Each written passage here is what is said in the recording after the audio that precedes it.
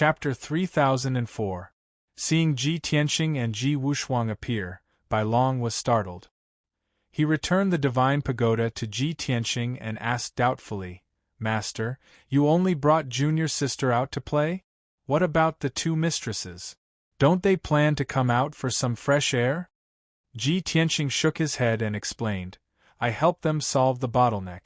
They want to cultivate in seclusion and break through to the Divine Lord realm as soon as possible." "I see." Bai Long quickly nodded, indicating that he understood.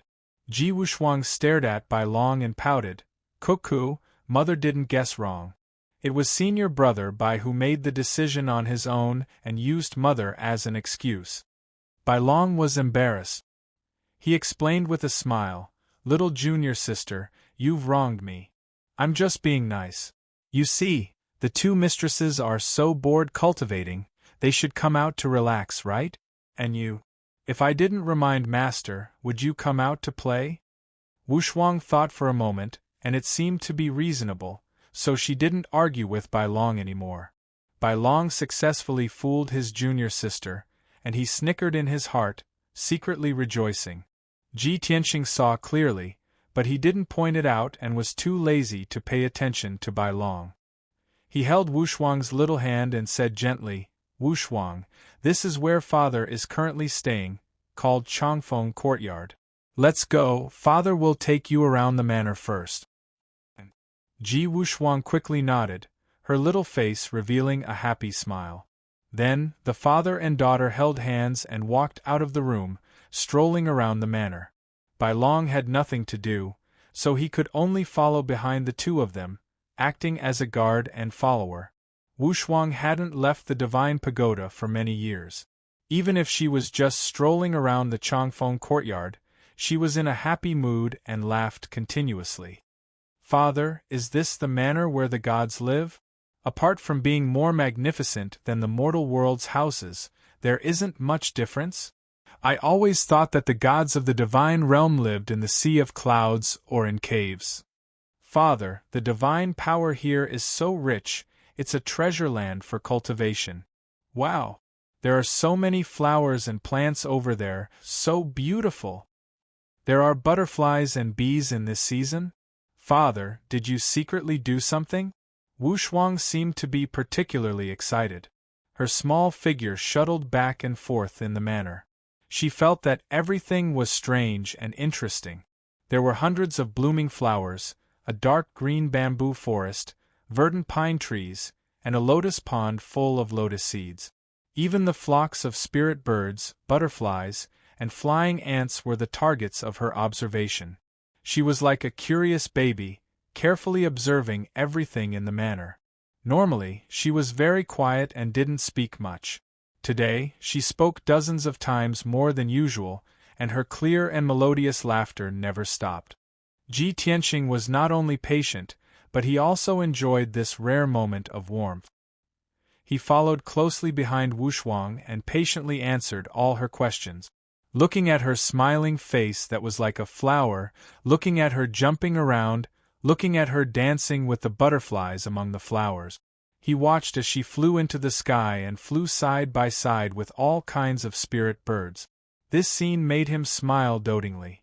At this moment, he'd completely let go of his grudges and schemes to accompany his daughter with all his heart. At first, the white dragon felt a little bored. Later, he was also infected by Wushuang's naivety and happiness. He actually didn't care about his image, and played with Wushuang, trying his best to make her happy. The many maids and guards in the manor all knew that Ji Tianxing's background was mysterious and noble. Wherever Ji Tianxing went, the surrounding guards and maids would respectfully bow and quietly retreat. After the crowd retreated, they would gather in groups of 3 to 5 and whisper to each other. Everyone was very curious. Wasn't young Master Tianxing alone? Why did a white-haired young man appear beside him? And a noble, beautiful, naive, and adorable little girl? The most important thing was that astonishingly beautiful and adorable little girl's appearance and temperament were actually a little similar to young Master Tianxing. For a moment, all kinds of guesses and discussions spread among the guards and maids. Did you see? This afternoon, young Master Tianxing brought a young man and a little girl to play in the manor. We all saw it. That little girl is so beautiful and adorable. She's simply a masterpiece of God. How beautiful do you think the girl's mother is? By the way, haven't you thought about the relationship between that little girl and young Master Tianxing? I think that little girl and young Master Tianxing look a little alike. They might be brother and sister, or father and daughter. Don't make wild guesses. I heard the little girl call him father. That's young Master Tianxing's daughter. Gosh, young Master Tianxing actually has a daughter? What about Sir Celestial Zhenhong? That's right. At noon, I saw Sir Celestial Zhenhong. She seemed to be very emotional. She trotted all the way back to her residence and hid. She served young Master Tianxing at noon. Of course, she was emotional and ashamed to see anyone. But young Master Tianxing already has a daughter. Sister Zhenhong served him in bed. Will there be any results? Sir Celestial Zhenhong served young Master Tianxing in bed. That's a task. Between them, it could only be a short-lived marriage, a play on the field. She actually hopes to get close to that young master? She's thinking too much, isn't she? Alas! Too noble and too outstanding, in fact, the most fickle and ungrateful. Even if that young master slept with Sister Zhenhong, he wouldn't take responsibility. Otherwise, he wouldn't have brought his daughter around the manor for a stroll. You say, if Sister Zhenhong knew about this, how sad she would be. Usually, Changfeng Courtyard was always empty. The third prince didn't live here. He only used it to entertain distinguished guests. As a result, the guards and maids of Changfeng Courtyard were very idle. Often, there was no task to do for a few years. People who were too idle liked to gossip. They could talk about trivial things for a long time. As a result, in just 2 hours, the news spread throughout the manor. Not only the 100 maids, but even the 300 guards also knew what had happened today. As a result, the manor was full of discussions about Ji Tianxing and Sir Zhenhong, as well as Ji Tianxing's daughter. Countless people felt sorry for Sir Zhenhong, and a small number of people's impression of Ji Tianxing became very bad. And Ji Tianxing knew all of this like the back of his hand. He accompanied Wu Shuang for the whole afternoon and walked around the entire Changfeng Courtyard. But secretly, his divine sense had been covering the entire manor. Everything that happened in the manor couldn't escape his detection. After sunset, he returned to his residence with Wu Shuang and White Dragon. Wu Shuang played around for the whole afternoon and was a little tired. So, Ji Tianxing let her rest in the room, and White Dragon guarded outside the door. He went to the conference hall and summoned Lai Fu, Sir Zhenhong, and the 3 captains of the guards for a temporary meeting. Chapter 3005. Night fell. The conference hall was brightly lit. Lai Fu, Zhenhong, and the 3 guard captains stood respectfully in the hall. Ji Tianxing sat at the head of the table, looking dignified and looking down at the 5 people indifferently. The atmosphere in the hall was oppressive. Lai Fu and the others were nervous and had a dignified expression. This was the first time that Ji Tianxing officially called them to discuss in the hall since he moved into the Changfeng Courtyard. The 5 people could feel Ji Tianxing's anger and guessed that something bad would happen tonight. Sure enough, Ji Tianxing said in a low voice, "The people of the Changfeng Courtyard must have been idle for too long. They have nothing to do all day long, so they talk about right and wrong. I have only lived here for a day, but there are hundreds of rumors and slanders, filling the whole courtyard. Lai Fu, as the housekeeper of the Changfeng Courtyard, you connived with the people under you to spread rumors and make trouble. How should you be punished? The whole Changfeng Courtyard is in a mess. Wouldn't it damage the reputation of the third prince? Have you ever thought about the consequences? If those maids and guards only talked about him behind his back, he would not be so angry. But those idle people not only criticized him and Zhenhong, but also involved Wu Shuang. Wasn't that courting death? Ji Tianqing didn't want his daughter to be hurt even a little bit, even if she was criticized by others. He must immediately stop the rumors and use thunderous means to deter everyone. Therefore, he directly condemned with a fierce tone and a dignified look. The invisible pressure of the divine soul suddenly shrouded the whole hall. Lai Fu, Zhen Hong, and the others were all shocked, and a strong fear was born in their hearts. Especially Lai Fu. He quickly bowed and apologized. "Young Master Tianqing, please don't be angry. It's this old man's fault for not being able to stop the spread of rumors in time. This old man doesn't want to shirk the responsibility, and I dare not damage the reputation of the Lord. This old man deserves to die 10,000 times. I have betrayed the trust of the Lord and the young master. Please punish me heavily." Ji Tianqing stared at him expressionlessly and said in a deep voice, "How can a punishment deter those idle people? This June will cut the Gordian knot and stop the rumors with blood." Lai Fu's body stiffened, shock flashed across his eyes, and his heart trembled. He subconsciously thought that Ji Tianqing wanted to kill him to establish his authority. Zhen Hong and the three captains also had the same idea. Their complexions changed dramatically. The four of them bowed at the same time and said in a sincere and anxious tone, "Please calm down, young master. Housekeeper Lai Fu can't be blamed for this. We are all responsible. It's because we didn't discipline him well that he ended up like this. Friends, please prompt. Pay attention to the rest of your eyes after reading for a long time. 00 recommended reading. Punish them all. This subordinate is willing to share the burden for Butler Lai Fu and accept the punishment together with Uncle Lai Fu." Ji Tianqing glared at the four of them and said coldly, "You guys are quite loyal to your friends. However, all of you are indeed guilty, and should be punished together." Zhen Hong and the three captains fell silent. Lai Fu secretly heaved a sigh of relief. At least, Ji Tianqing said that they should be punished together, not killed together. Ji Tianqing stared at Sir God Zhen Hong and said in a deep voice, "The rise of the rumors originated from the misunderstanding at noon. Not only the maids and guards in the mansion, but even Lai Fu and the three captains might have misunderstood. So, it's no wonder that the maids and guards believed it without a doubt. Zhen Hong, tell them in person what happened at noon." As soon as he said this, Sir God Zhen Hong froze in place. "This?"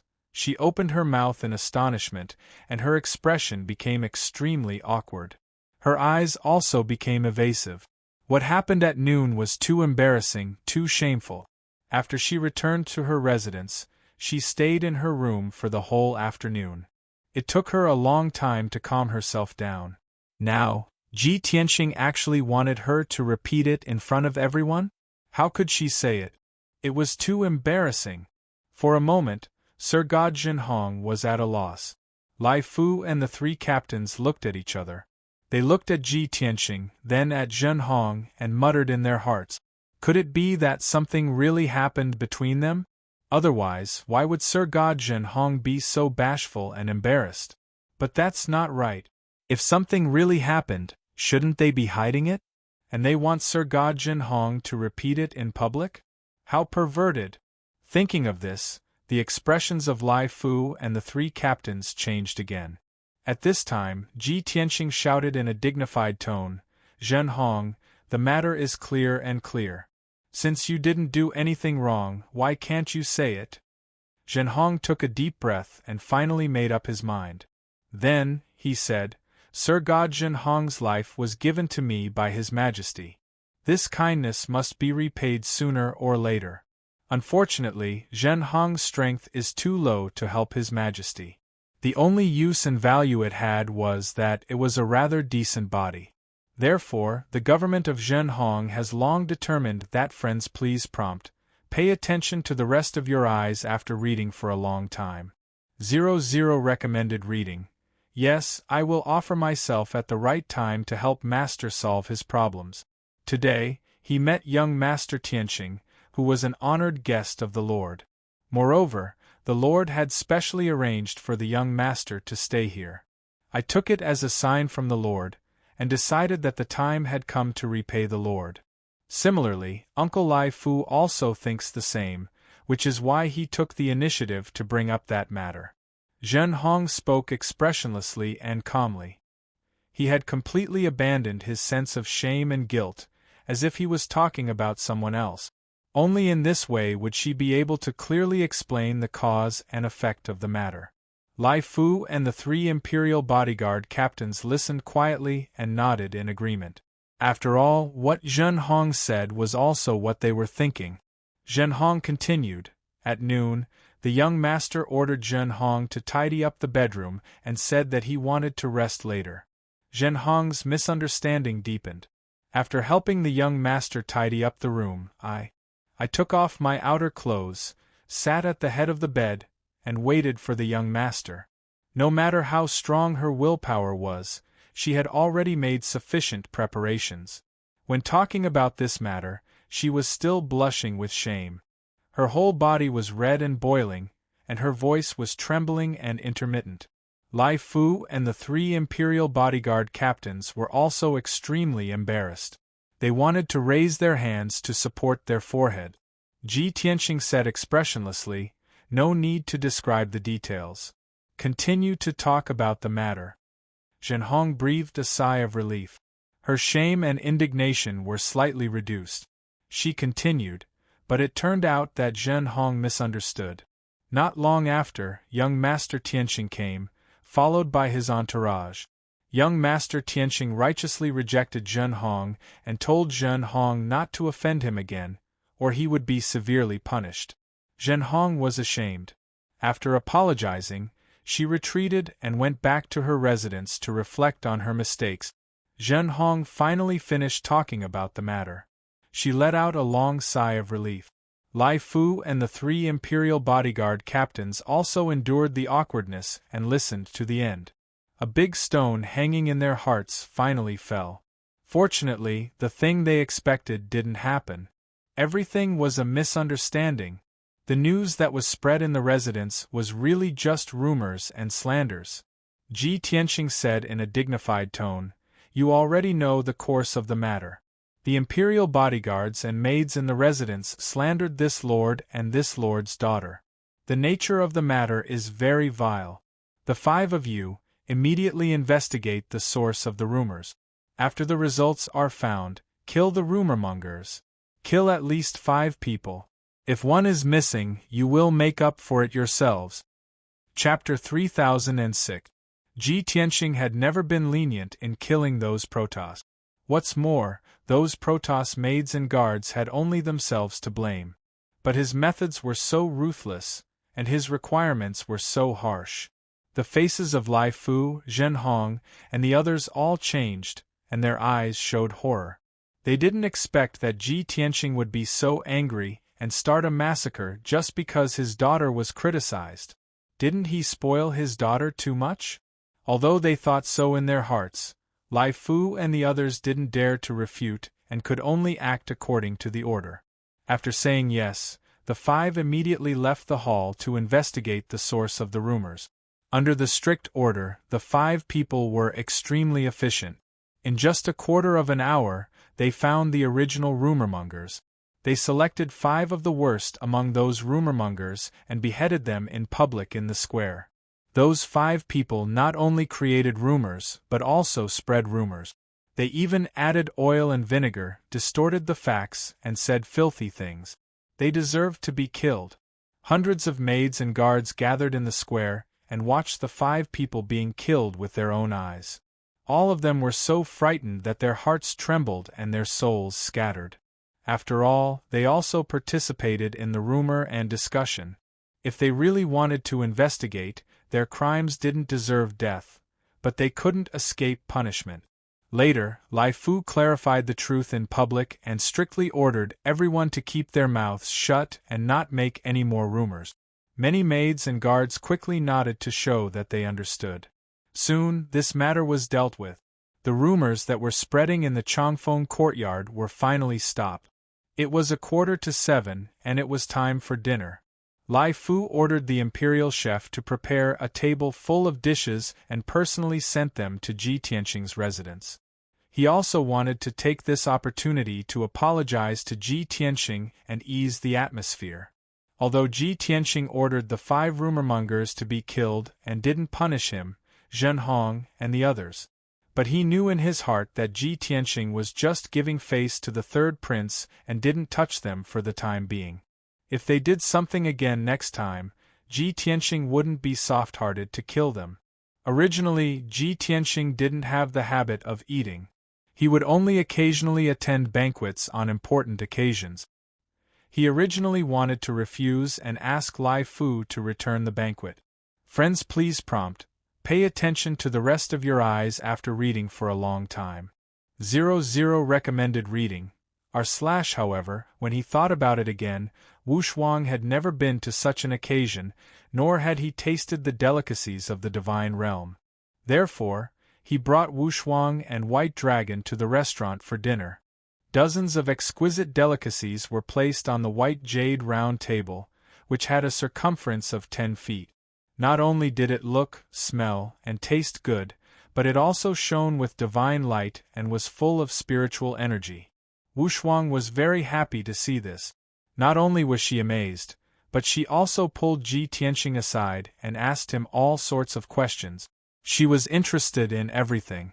Ji Tianxing pulled her to sit down and accompanied her to taste each dish. The White Dragon stood at the side and answered Wu Shuang's questions from time to time. Lai Fu also stood obediently, constantly pouring wine for Ji Tianxing. Although Wu Shuang was young, she had inherited her mother's elegance. Even when tasting such a large table of delicacies, she was still very elegant, lively, and cute. Seeing her smile continuously, happy and satisfied, Ji Tianxing's mood became even more cheerful, and more smiles appeared on his face. Seeing this scene, Lai Fu's heart finally fell to the ground. He thought to himself, young Master Tianxing's love for his daughter is really hard to come by. It seems that I've made the right move this time. In the future, if I want to get closer to young Master Tianxing, I just have to do my best to please his daughter. After an hour, dinner was over. The amount of delicacies on the table was not reduced, and many dishes were still the same. Wu Shuang only tasted each dish twice, so of course, she could not eat much. But even so, she was still very full, very happy, and very satisfied. Ji Tianxing brought Wu Shuang out of the restaurant and went to the garden to look at the stars, planning to tell her a story. Just as he walked into the garden, he saw that in the clear night sky, there were not only silver stars, but also dense multicolored light spots. Wu Shuang looked up and asked in confusion, "Father, didn't you say that most of the stars are silver and white? Why are there so many colorful ones?" Ji Tianxing observed carefully and realized that the colorful lights floating in the night sky were thousands of exquisite lanterns. He patted Wu Shuang's head and explained with a smile, "Those are not stars, they are all lanterns." "Why are there so many lanterns?" Wu Shuang raised her cute little face, blinked her big clear eyes, and asked, "What festival is it today?" Without waiting for Ji Tianxing to reply, Lai Fu took the initiative to explain, "Young lord, this is the annual Lantern Festival in the capital. And be friends, please prompt. Pay attention to the rest of your eyes after reading for a long time. 00 recommended reading. SP. It was to commemorate the ancestors who founded the Divine Kingdom and also to celebrate the completion of the Divine Kingdom. Every year at this time, the Lantern Festival lasted for 2 days. At night, the citizens would walk on the streets and release their own exquisite lanterns. Not only would the city be lively and bustling, there would also be all kinds of delicacies, vendors, and programs, as well as all kinds of lantern competitions. If young lord went to the city to play, you would definitely be able to enjoy countless beautiful sceneries and taste all kinds of delicacies. With young lord's intelligence and wisdom, if you were to participate in the lantern competition or guess the riddles, you would definitely be able to come out on top. Lai Fu explained the origin and content of the Lantern Festival, and then praised Wu Shuang. Although Wu Shuang was clever, she did not take Lai Fu's boasting seriously. But everyone liked to hear praises, so of course she would feel happy. Thus, she became interested in the Lantern Festival in the city and looked forward to it. Even if she did not say anything, Ji Tianxing saw her bright eyes and envious face looking at the sky full of lanterns and guessed her thoughts. Wu Shuang, father will bring you to the Lantern Festival, okay? Ji Tianxing pulled Wu Shuang and asked with a smile. Wu Shuang smiled sweetly and quickly nodded. Okay. Father is the best. Then let's go. Ji Tianxing chuckled and left the garden with Wu Shuang and White Dragon. Lai Fu quickly followed and asked respectfully, Young Lord, if you take Young Lord to the Lantern Festival, this old servant will send 2 guard captains to follow you. They can protect you and Young Lord, and you can also have people around you, which will save you a lot of trouble. Ji Tianxing thought of the 3 guard captains, frowned and said, Don't let them come. Just let Zhen Hong follow us. How could Lai Fu dare to say no? Of course, he nodded and said with a smile, Okay. This old servant will inform Miss Zhen Hong. She is meticulous and will take care of Young Lord more carefully. After that, he quickly used his divine sense to inform Sir Zhen Hong. After a while, when Ji Tianxing and the others walked to the gate of Changfeng Courtyard, Sir Zhen Hong also rushed over. She came in front of everyone, bowed to Ji Tianxing, and greeted him and Wu Shuang. Wu Shuang nodded with a smile, called Sister Zhen Hong, and secretly stared at her to observe. This call of sister made Zhen Hong's cheeks a little hot, and her eyes became evasive. She did not dare to look directly at Ji Tianxing and his daughter. But she still liked this smart and cute little girl very much. Chapter 3007. Ji Tianxing and the others took a luxurious carriage and left the long-wind courtyard. The carriage was very spacious, like a small moving palace. Not only was the interior magnificent, comfortable, and convenient, but it was also pulled by 8 pure white Pegasus horses. On the cornice of the 4 corners of the carriage, there were also luxurious gemstone lamps hanging, showing the emblem of the royal family. When the people of the royal city saw it, they naturally knew that it was the carriage of the royal family. The people in the carriage should be relatives of the royal family or noble princes. Naturally, when the carriage drove on the wide street, countless people moved to the sides. After a short quarter of an hour, the carriage drove to Nanfeng Street and stopped. This 100-meter-wide street was actually bustling with people jostling shoulder to shoulder. Looking from the street to the end of the street, it was crowded with people. Countless people walked in groups of 3 or 5, holding beautiful lanterns in their hands, their faces full of smiles. Countless shops on both sides of the street were also decorated with lanterns and colored banners, hanging all kinds of lights. Ji Tianxing and the others got out of the carriage and walked on the street, enjoying the scenery along the way. The coachman was guarding the carriage, waiting on the street. Ji Tianxing walked in front with Wu Shuang, Zhen Hong and Bai Long followed behind. Although the street was very crowded, Ji Tianxing exuded an invisible divine power. The pedestrians and people around were blocked by an invisible force, unable to get close to them. In this way, no matter how crowded the street was, they were unimpeded. Wu Shuang looked at everything around her with curiosity, her delicate little face full of smiles. She often stopped and watched for a moment when she saw something interesting. For example, some clever people made a variety of lanterns in different shapes. They were not the traditional lanterns at all, but were made into figures, kites, and divine beasts. There were also many lanterns made into lifelike divine birds, spreading their wings and flying in the night sky, which were particularly eye-catching. Wu Shuang was fascinated by it, and while she was amazed, she would also ask Ji Tianxing. The father and daughter held hands and strolled leisurely, which was also very warm. Bai Long and Zhen Hong looked at their backs, and their minds relaxed and were full of warmth. When they passed by a shop selling lanterns, Wu Shuang stared at a doll lantern for a long time. That, friends, please prompt. Pay attention to the rest of your eyes after reading for a long time. 00 recommended reading. The doll lantern was very realistic. It was a 3-foot-tall boy. He didn't look childish at all. Instead, he looked exceptionally handsome and cold. There was even a hint of arrogance between his brows. Even though this puppet was of the Protoss race and had a head full of white hair. However, it didn't make people feel strange. Instead, it made him look even colder. Zhen Hong's attention was always on Wushuang. He saw Wushuang staring at the doll lantern as if she was thinking about something.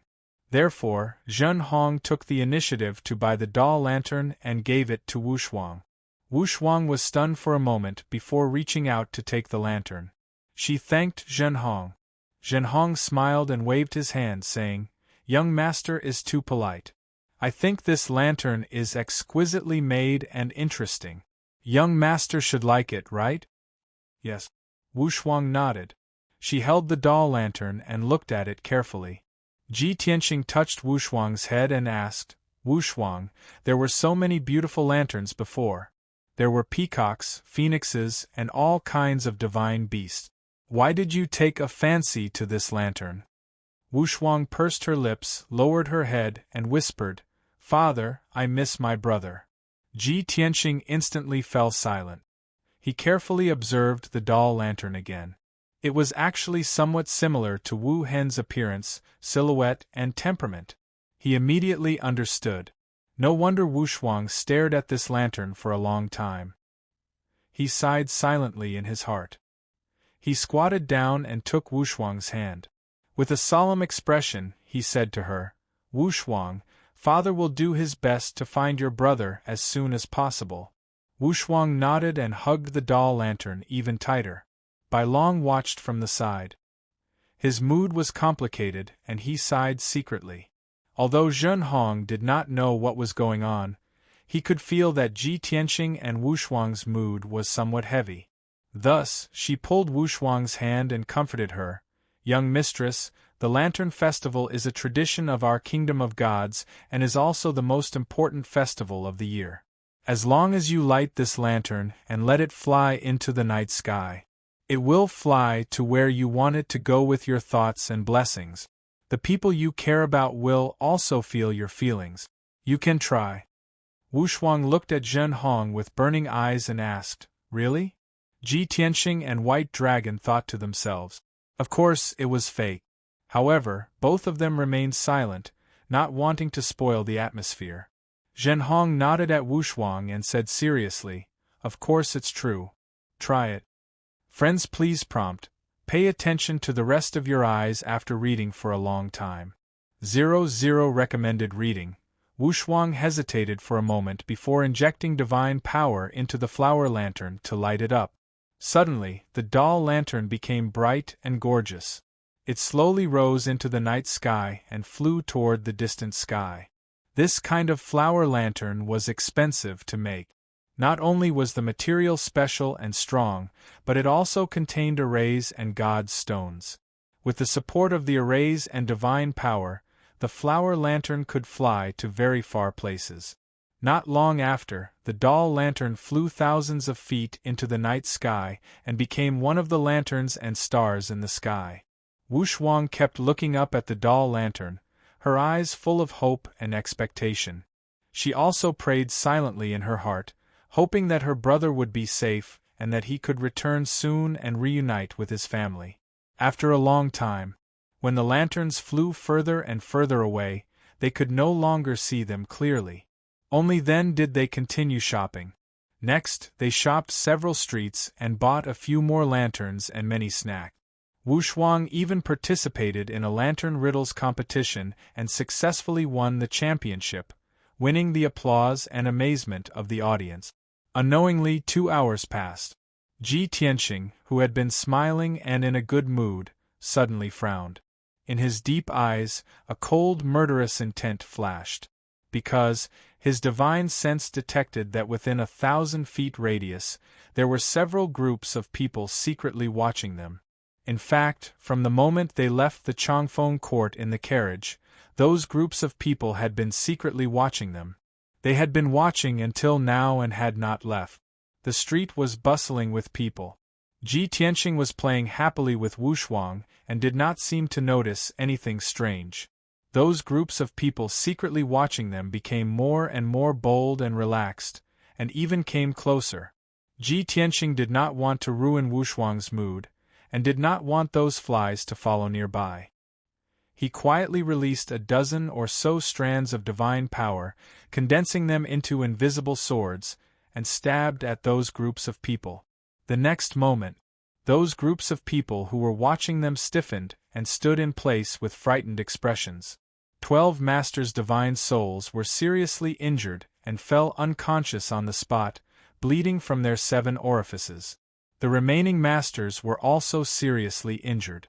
Only then did they realize that they had been exposed and fled into the distance in a panic. White Dragon saw Ji Tianxing's strange look and guessed that something had happened. He asked, "Master, what happened?" Ji Tianxing shook his head gently and said, "Nothing, I just drove away a few flies." Chapter 3008. In the North District of the Royal City, there was a group of majestic palaces where high-ranking officials, rich people, and influential people lived. In this group of palaces, there was a palace made of black stone and golden tiles called the Holy Flame Palace.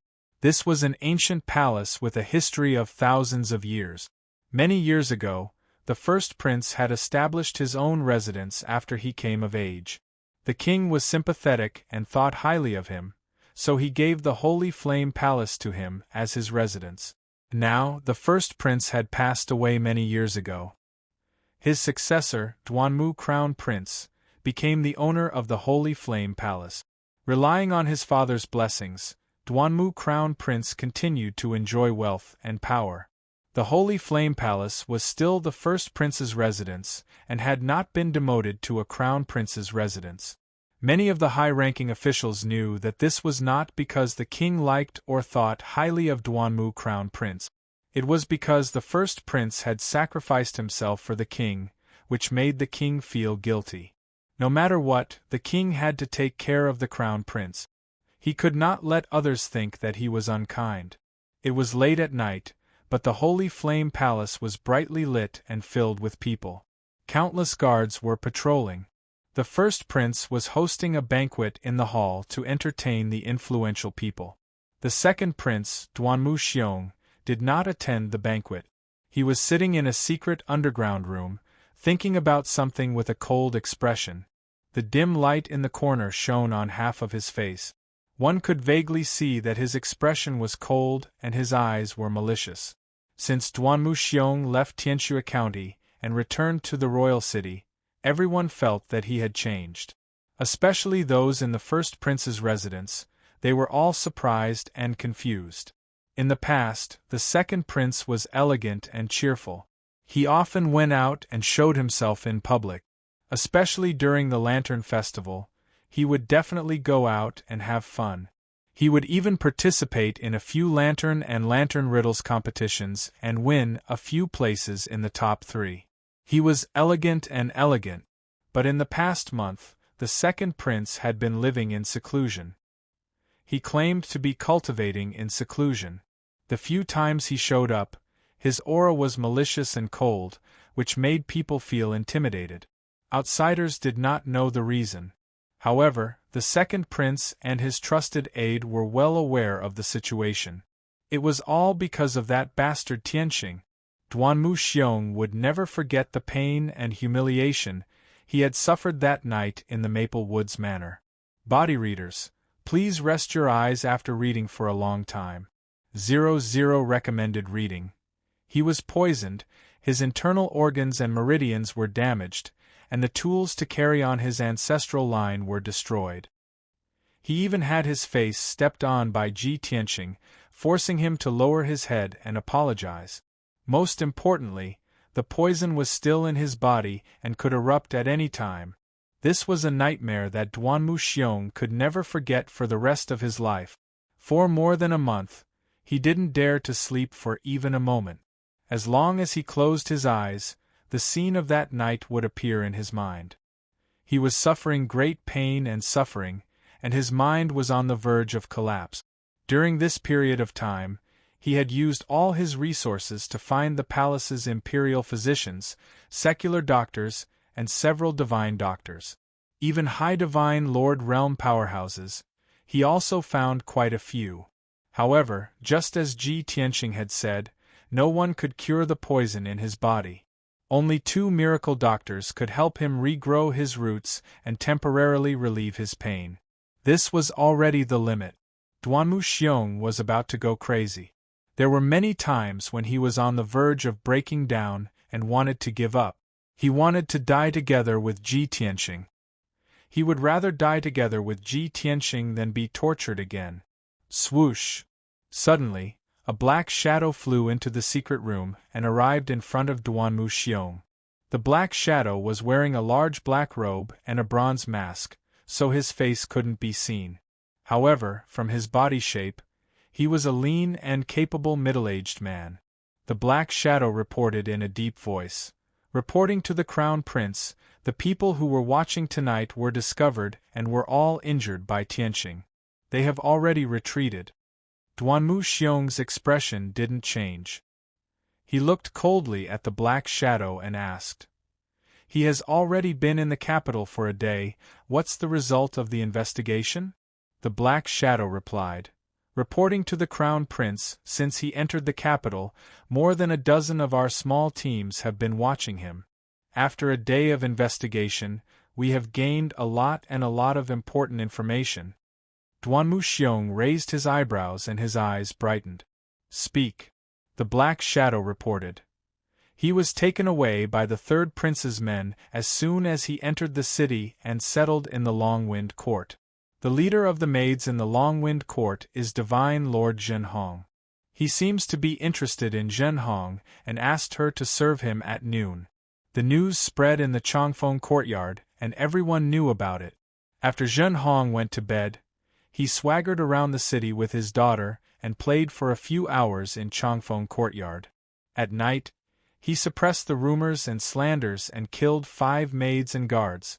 The black shadow concisely described what happened in the Changfeng courtyard. Friends, please prompt. Pay attention to the rest of your eyes after reading for a long time. 00 recommended reading. You have to report it to me. After Duanmu Xiong heard this, he furrowed his brows, and his eyes flickered with hatred. Damn beast! He just got in touch with Prince Yu Sanjing and moved into Changfeng courtyard, and he slept with Zhenhong? Duanmu Xiong had a close relationship with the third prince and the princess consort. He had been to Changfeng courtyard many times, so of course he knew the immortal Zhenhong. Moreover, he was also attracted by Zhenhong's special temperament and wanted to get his hands on him. But the third prince seemed to value Zhenhong very much, and he seemed to have other uses for it. Duanmu Xiong didn't dare to act rashly, so he could only endure and wait for an opportunity. But he didn't expect that the fruit he was looking for would be picked by Ji Tianqing. The most hateful thing is that the beast has a daughter. He already has a family, so why did he fight with me for Ning Xiuan and Zhenhong? He is a despicable, hypocritical, heinous, and bastard. Duanmu Xiong clenched his fists, and the veins on his forehead bulged. He cursed with a ferocious face. The black shadow remained silent. After Duanmu Xiong calmed down a little, he persuaded, maybe it's just a rumor. After all, he suppressed the rumors and killed 5 guards and maid. Duanmu Xiong sneered. What about tonight? He went to the Lantern Festival. Who followed him? The black shadow answered truthfully, the immortal Zhenhong. Ha ha! Duanmu Xiong sneered even more disdainfully. First he killed people to suppress the rumors, then he took his new wife to go shopping. I have never seen such a shameless person. The black shadow remained silent and didn't say much. Duanmu Xiong gradually calmed down and thought for a moment. He said in a low voice, he chased me from Tianxue County to the Imperial City, and has been suppressing and humiliating me. If I don't get rid of him, I will never have a day of peace. Today he just arrived at the Imperial City, and he took Zhenhong by force. He even deliberately showed off in public, just to disgust me. If I don't get rid of him as soon as possible, I don't know what he will do again.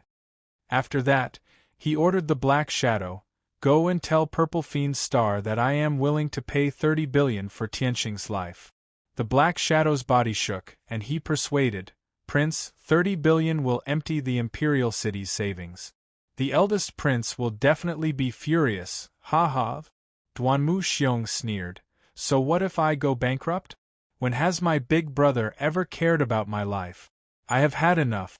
Even if I have to die together with that beast, I won't hesitate." Chapter 3009. Duanmu Xiong's attitude was firm and resolute.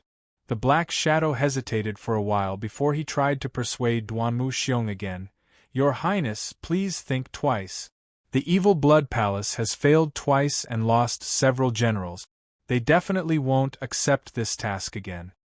Duanmu Xiong said in a low voice, 30 billion is the highest price in the past 1,000 years. The Evil Blood Palace will consider it." The Black Shadow was silent for a while.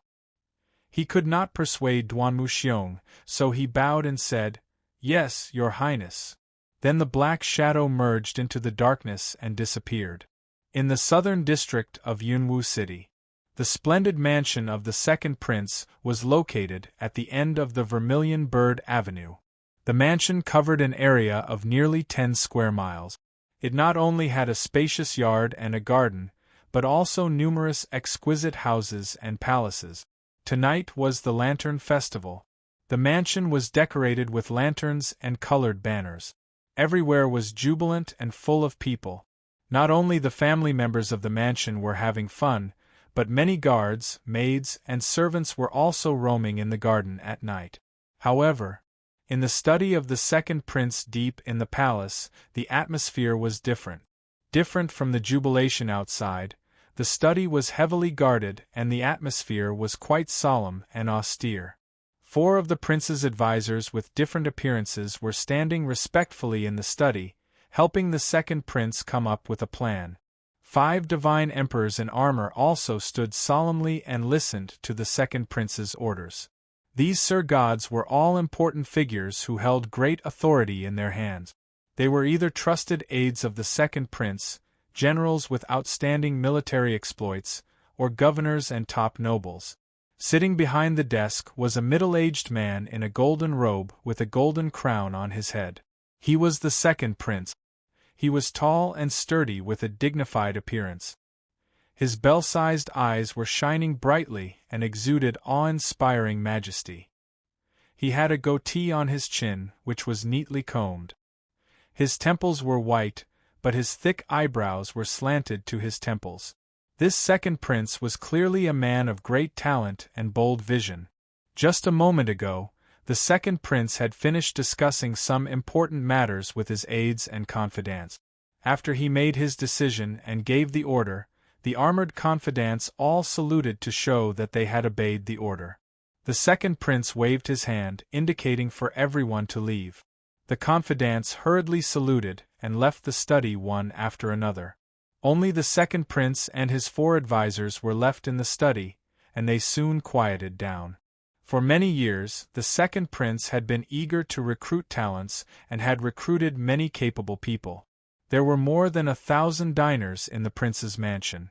Among the nearly 1,000 people with special abilities, more than 40 of them were exceptionally talented and were hired by the second prince as his aide. Normally, these aides would rack their brains to help him plan and deal with all kinds of affairs. The 4 aides in the study were the elites and leaders of the group of aide, especially the white-haired old man in the lead. He wore the attire of an immortal and learned scholar, and he held a silver horsetail whisk with both hands, causing him to seem extremely unfathomable. This person was the chief advisor, Yen Long, Celestial Lord. The second prince leaned back in his large chair and closed his eyes to rest. His hands were rubbing the space between his eyebrows. He seemed to have a lot on his mind. Lord Yen Long bowed slightly and calmly reported, "Master, it has been an entire day since Tianqing entered the capital. Many things have happened in this day. First, he was taken to the Longwind courtyard by the third prince's people for a temporary stay. Lord Yen Long reported to the second prince all the information that his spies and scouts had brought back to him. The second prince closed his eyes and listened quietly. No one could see any change in his expression. After a while, Lord Yen Long finished reporting everything that had happened in the day. Only then did the second prince open his eyes, and the corners of his mouth curled into a cold smile. He seemed to be talking to himself. Tianqing just moved into the long-winded courtyard, and he let the captain of the maidservants serve him in bed? Ha ha, that kid is vicious, but he is not a shallow person. This must be the third prince's honey trap. He wants to completely trap that kid and tie him to his chariot. Lord Yen Long nodded in agreement and said with a smile, "Master is wise. Judging from Tianqing's previous behavior, he is not the kind of person who is attached to women. The incident of serving him in bed was most likely the third prince's honey trap." But Tianqing then let his daughter appear, and took her to stroll around the long-winded courtyard for several hours. At night, they suppressed the rumors and slanders and executed a few guards and maids. These two things are signals. Tianqing strongly and clearly expressed his position. Obviously, he is not willing to accept the third prince's honey trap, nor does he want to be the third prince's vanguard general. The second prince listened with a smile and showed a satisfied expression. "Then tell me, what is the situation between Tianqing and the third prince?" Lord Yen Long thought for a while and said in a serious tone, "They are neither friendly nor distant. On the surface, they seem to be allies, grasshoppers tied to a string. But in fact, Tianqing and the third prince are not of one mind." Another hunchbacked aide added, "Judging from Tianqing's past behavior, he is very arrogant and will not submit to anyone. Even when facing the third prince, he only treats him as a friend, not as his master." Another middle-aged aide in a purple robe said with a serious expression, "Tianqing is an extremely cunning person. He has long understood the situation in the capital. Even if he is very close to the third prince, he will not truly rely on the third prince. He knows better than us that only by waiting for the right price can he seize the greatest benefits. Once he is eager to pledge loyalty to the third prince, his value will be greatly reduced." Several aides spoke one after another, expressing their views on Tianqing. After they finished, the second prince nodded and said in a serious tone, "That's right. Your analysis is correct and comprehensive. Tianqing and the third prince's state shows that they are not completely united. We still have a chance." "A chance?" Lord Yen Long frowned in confusion and asked, "My lord, what do you mean?" The second prince's lips curled into a cold smile. "Even though Tianqing and I have a deep grudge against each other, he only killed my men and stole my belongings. There is no direct enmity between him and this king. At this critical moment, I am magnanimous and will not pursue him for the time being. In addition, I have been fighting openly and covertly with the third prince for so many years and have been able to maintain a balance without any result. Now, the fifth prince has appeared out of nowhere and is about to be crowned crown prince. At this time, we should set aside our prejudices and grudges and work together with the third prince to deal with the fifth prince. If I were to discuss cooperation with the third prince, he would definitely refuse. Tianqing has come at the right time. We will try to rope him in and use him as a bridge. I believe the third prince will agree." The aides thought for a moment and showed expressions of agreement. Lord Yen Long also smiled. "That's right. As long as we can convince Tianqing, we can force the third prince to agree to the cooperation. This subordinate is willing to step forward and help the lord with his troubles." Chapter 30:10. Yen Long wanted to share the burden and solve the problem. In fact, he was the one who invited Tianqing on behalf of the second prince. The second prince nodded without hesitation. "All right, I'll leave this matter to Yen Long." After a short pause, he continued, "Let's set the meeting place at Qingyang Villa in the western suburbs. There are many people in the city, and Tianqing is being watched by all forces. He must be on guard. He'll be relieved to meet me outside the city." Yanlong bowed and said, "Yes, Your Highness. I'll do it right away." After that, Lord Yanlong bowed and left the study. The three aides stayed and were about to report other things to the second prince. Just then, a beam of spiritual light flew from the night sky and landed in front of the second prince.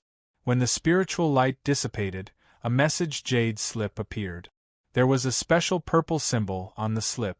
The second prince knew it was a secret message from Zisha Xing. Zisha Xing was the vice palace master of the evil blood palace. Usually, Palace Master Xue Xing cultivated in seclusion and rarely showed up. He was one of the most mysterious experts in the entire Bloodfire Divine country. Zisha Xing was basically in charge of the affairs of the evil blood palace. But many people knew that the evil blood palace had taken refuge with the second prince. Therefore, Zisha Xing had to ask the second prince for help when he encountered a difficult decision. The second prince picked up the slip and read it with his divine sense. After a while, he threw the slip on the table and sneered. "That idiot Duanmu Xiong can't sit still anymore. Tianqing has only been in the capital for a day, and he's already lost his mind. He's willing to spend 30 billion god stones to ask the evil blood palace to kill Tianqing." The three aides showed complicated expressions when they heard the news. The hunchbacked aide bowed slightly and said, "My lord, our main task now is to prevent the fifth prince from becoming the crown prince. To deal with the fifth prince, we have to win over Tianqing and cooperate with the third prince. Therefore, Tianqing is still useful for the time being. We can't kill him." The purple-robed aide also nodded in agreement and said in a disdainful tone, "Second prince is young and full of vigor, but he is not good at scheming and scheming. It will be difficult for him to achieve great things. I heard that he was interested in the captain of the maid team in Changfeng Courtyard. He must have heard about what happened today, which was why he was so angry. A mere captain of the maidservants is enough to make him lose his composure." Sigh. Another advisor said thoughtfully, "With the first prince's financial situation, it would be very difficult for him to take out 30 billion divine stones. Unless the second prince wanted to empty the first prince's treasury. By doing this, he's basically fighting with his back to the river. He's not leaving any leeway." The three aides had said everything that needed to be said, and the second prince did not say anything else. He picked up the jade slip and said in a dignified tone, "Purple Malefic, reply to that idiot Duanmu Xiong. Tell him that he wants to buy Tianqing's life with 30 billion? That's too naive of him. If he was really sincere, then he would add another bargaining chip. Angry Blood Sacred Tree. Unless he takes out 30 billion and the Furious Blood Sacred Tree, this king will agree." After saying that, the second prince waved his hand and sent the jade slip out. When the three aides heard the words Angry Blood Sacred Tree, their bodies shook and revealed a look of deep shock. Because the three of them knew the origin of the Angry Blood Sacred Tree, as well as its powerful effects and precious value. Many years ago, the first prince sacrificed himself for the king, which shocked the entire Blood Flame Divine Kingdom.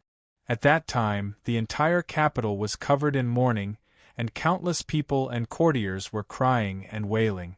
The king also blamed himself and was very sad about the first prince's sacrifice.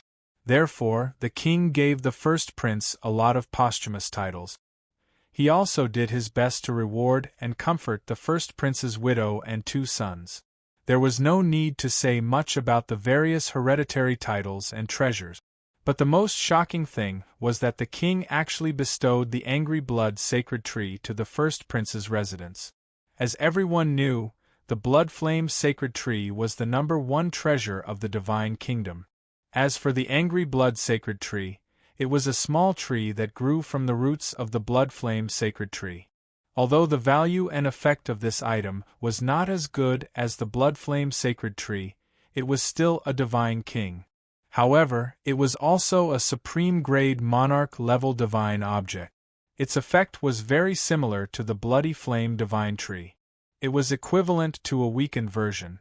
With the angry blood sacred tree, one could activate their bloodline to the greatest extent, strengthen their talent, and assist in cultivating the royal family's inherited mental cultivation technique. It was not an exaggeration to say that with the angry blood sacred tree, one's strength would increase by at least 5 times. Back then, the king had bestowed the angry blood sacred tree to the first prince's residence to compensate the 2 princes. Who would have thought that the 2 princes were people with mediocre talent, unlike the first prince who was extremely talented? They had used the angry blood sacred tree to cultivate for many years and used up a huge amount of cultivation resources. In the end, the first prince was only a 3rd-level divine monarch, and the second prince was only a 2nd-level divine monarch. It was also fortunate that they had the help of the angry blood sacred tree and the countless resources and elixirs bestowed by the king. Otherwise, with Duanmu Xiong's dull talent, he could not even reach the 2nd-level divine monarch.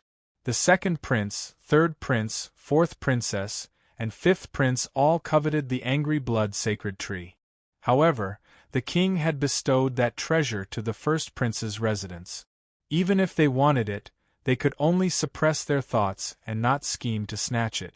Unless they had a way to make the 2 princes willingly give the angry blood sacred tree to someone else. Therefore, the 2nd prince would often think of ways to cheat the first prince's residence of the angry blood sacred tree. Although Duanmu Xiong was dull, he was not too stupid. He also knew that the angry blood sacred tree was bestowed by the king and represented his father's blessings. That was the first prince's residence's heirloom and must not be lost. In the past, no matter how the 2nd prince tried to beat around the bush and scheme, Duanmu Xiong would always be able to resist.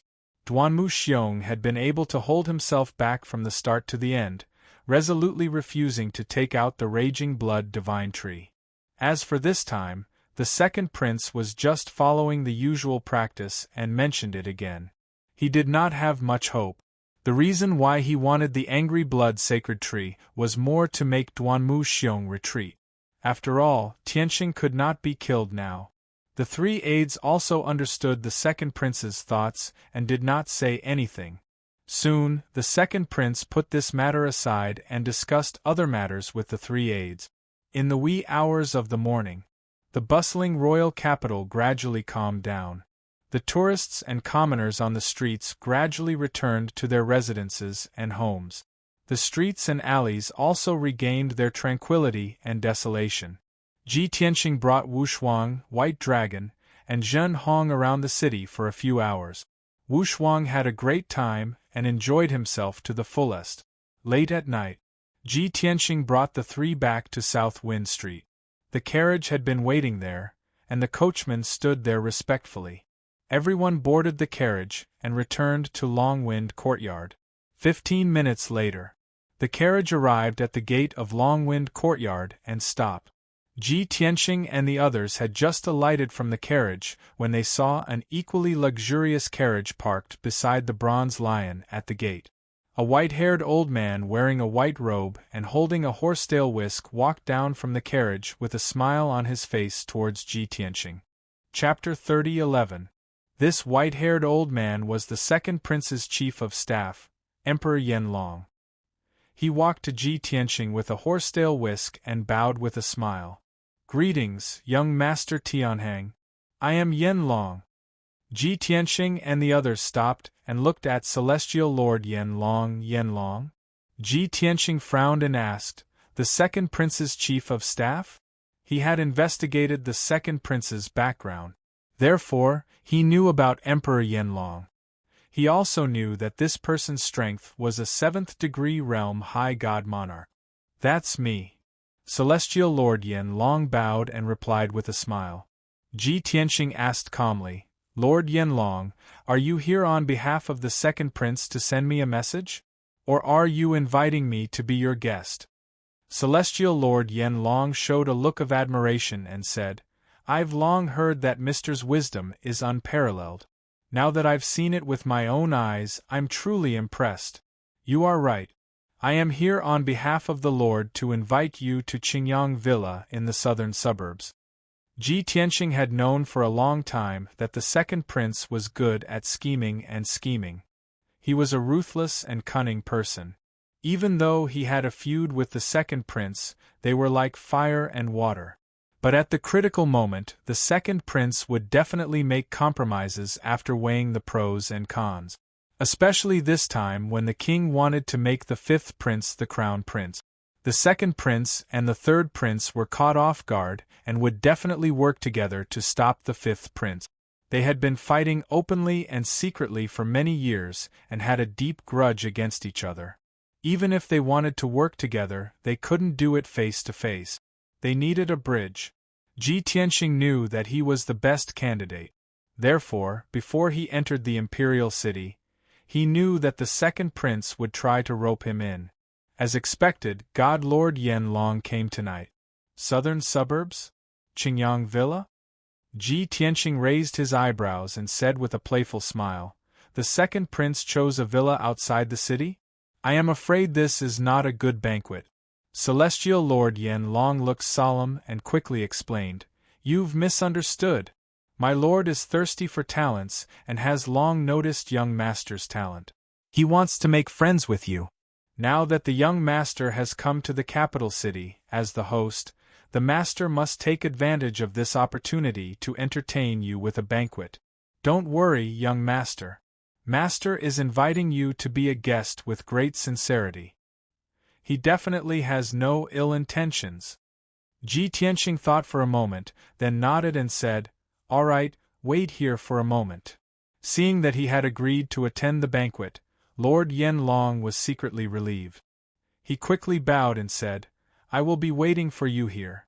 Ji Tianxing turned to look at Wu Shuang and said gently, "Wu Shuang, father has to go out of the city and can't accompany you. You must be tired tonight, go back to Changfeng Courtyard and have a rest." Ji Wuxuang also understood that it was inconvenient for her father to take care of important matters outside the city. Therefore, she nodded obediently and said, "Father, people's hearts are sinister and the environment is complicated. You have to be careful." Ji Tianxing touched her head and said with a smile, "Well, father will be fine. Rest assured, father will be back soon." After that, he looked at Zhen Hong and said, "Zhen Hong, accompany Wu Shuang back to the residence to rest. You have to guard her at all times. There must be no accidents." Zhen Hong nodded without hesitation and said solemnly, "Rest assured, young master. Changfeng Courtyard is heavily guarded. There will be no accident." Ji Tianxing did not say anything more and waved them away.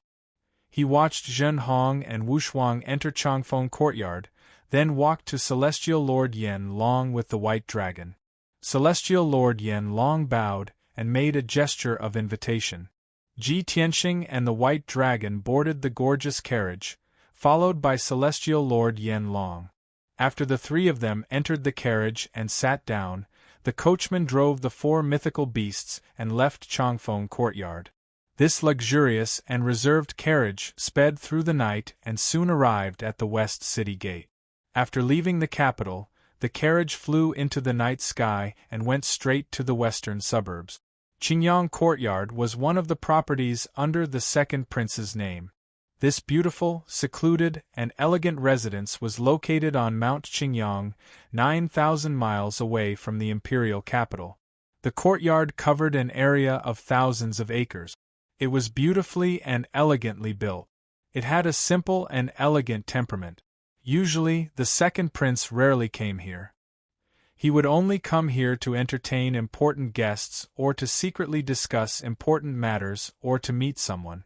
The courtyard was covered by a powerful divine formation and was guarded by hundreds of guards.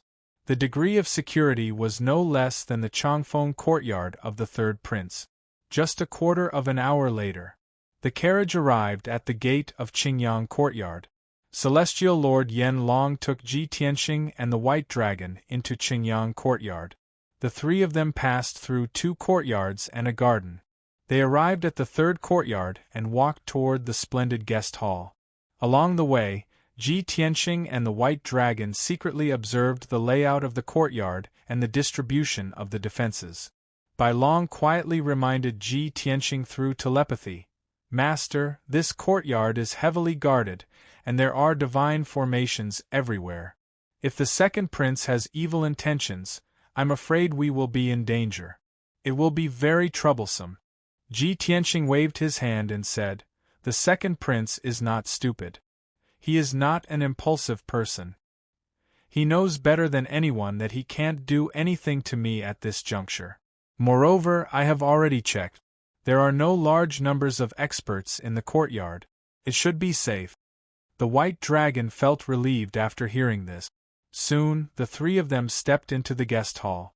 As soon as they entered the brightly lit hall, Ji Tianqing saw a large table in the middle of the hall. It was filled with delicious food and wine. More than a dozen young and beautiful maids were standing respectfully in attendance. The second prince, who was wearing a golden robe, was sitting on the main seat and waiting patiently. Celestial Lord Yen Long walked toward the second prince and reported, "Master, young Master Tianqing is here." The second prince immediately stood up and looked at Ji Tianqing with a smile. He cupped his hands and bowed, "I have heard of young Master Tianqing's name and deeds. I admire you. To be honest, I have been friends with you for a long time. To be able to invite young Master here as a guest tonight, this prince is truly fortunate." The second prince laughed heartily and walked toward Ji Tianqing with open arms. He wanted to give him a warm hug. His forthrightness and enthusiasm were a bit too much. Ji Tianqing frowned but did not show it on his face. He was 10 steps away from the second prince. He cupped his hands and bowed, "Greetings, Your Highness. It is my honor to be invited by the second prince." He politely refused the second prince's hug and enthusiasm. The second prince knew what was going on. Disappointment flashed in his eyes, but he did not show any embarrassment on his face. He retracted his arms without leaving a trace and pulled Ji Tianqing's sleeves instead, inviting him to take a seat in the guest seat. "Good wine and food have been prepared. Young master, please take a seat. Let's drink a few cups." As he spoke, the second prince picked up the wine pot and personally poured wine for Ji Tianqing. Chapter 30:12. The second prince held Ji Tianqing's hand and drank to his heart's content. 12 young and beautiful maids were waiting on the two of them respectfully.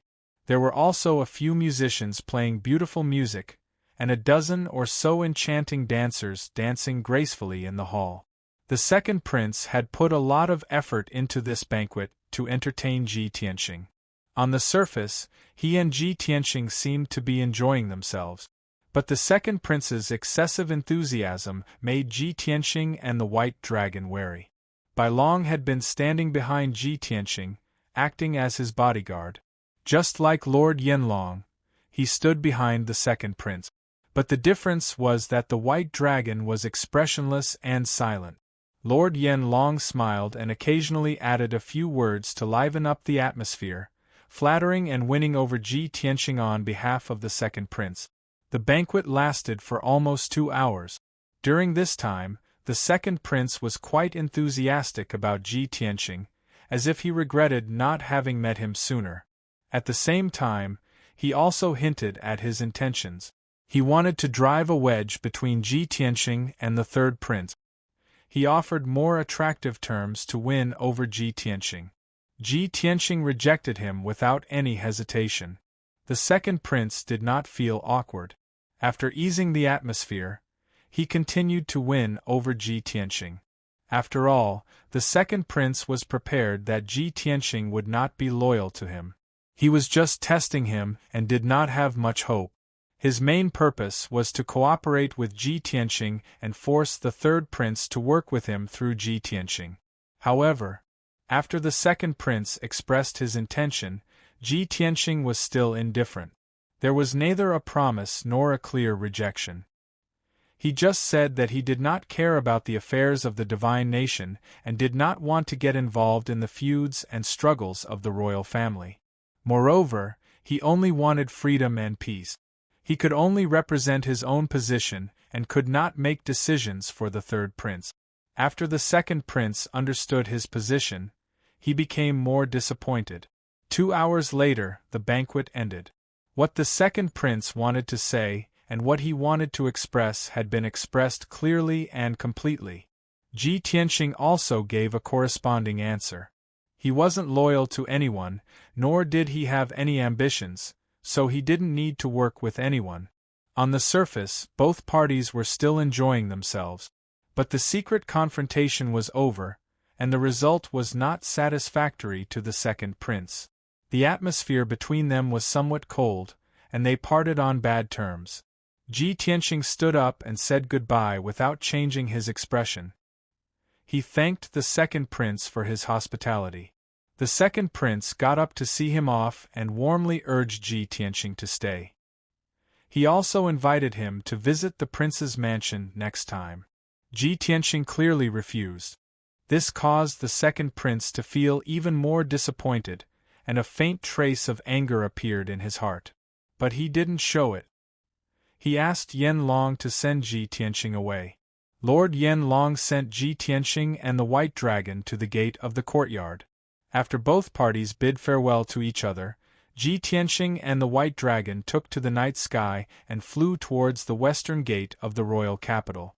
Yan Long watched as the two figures disappeared into the darkness. He quickly turned around and entered the courtyard. On the way back to the royal capital, the White Dragon sent a message to Ji Tianxing. Master, the king wants to make the fifth prince the crown prince.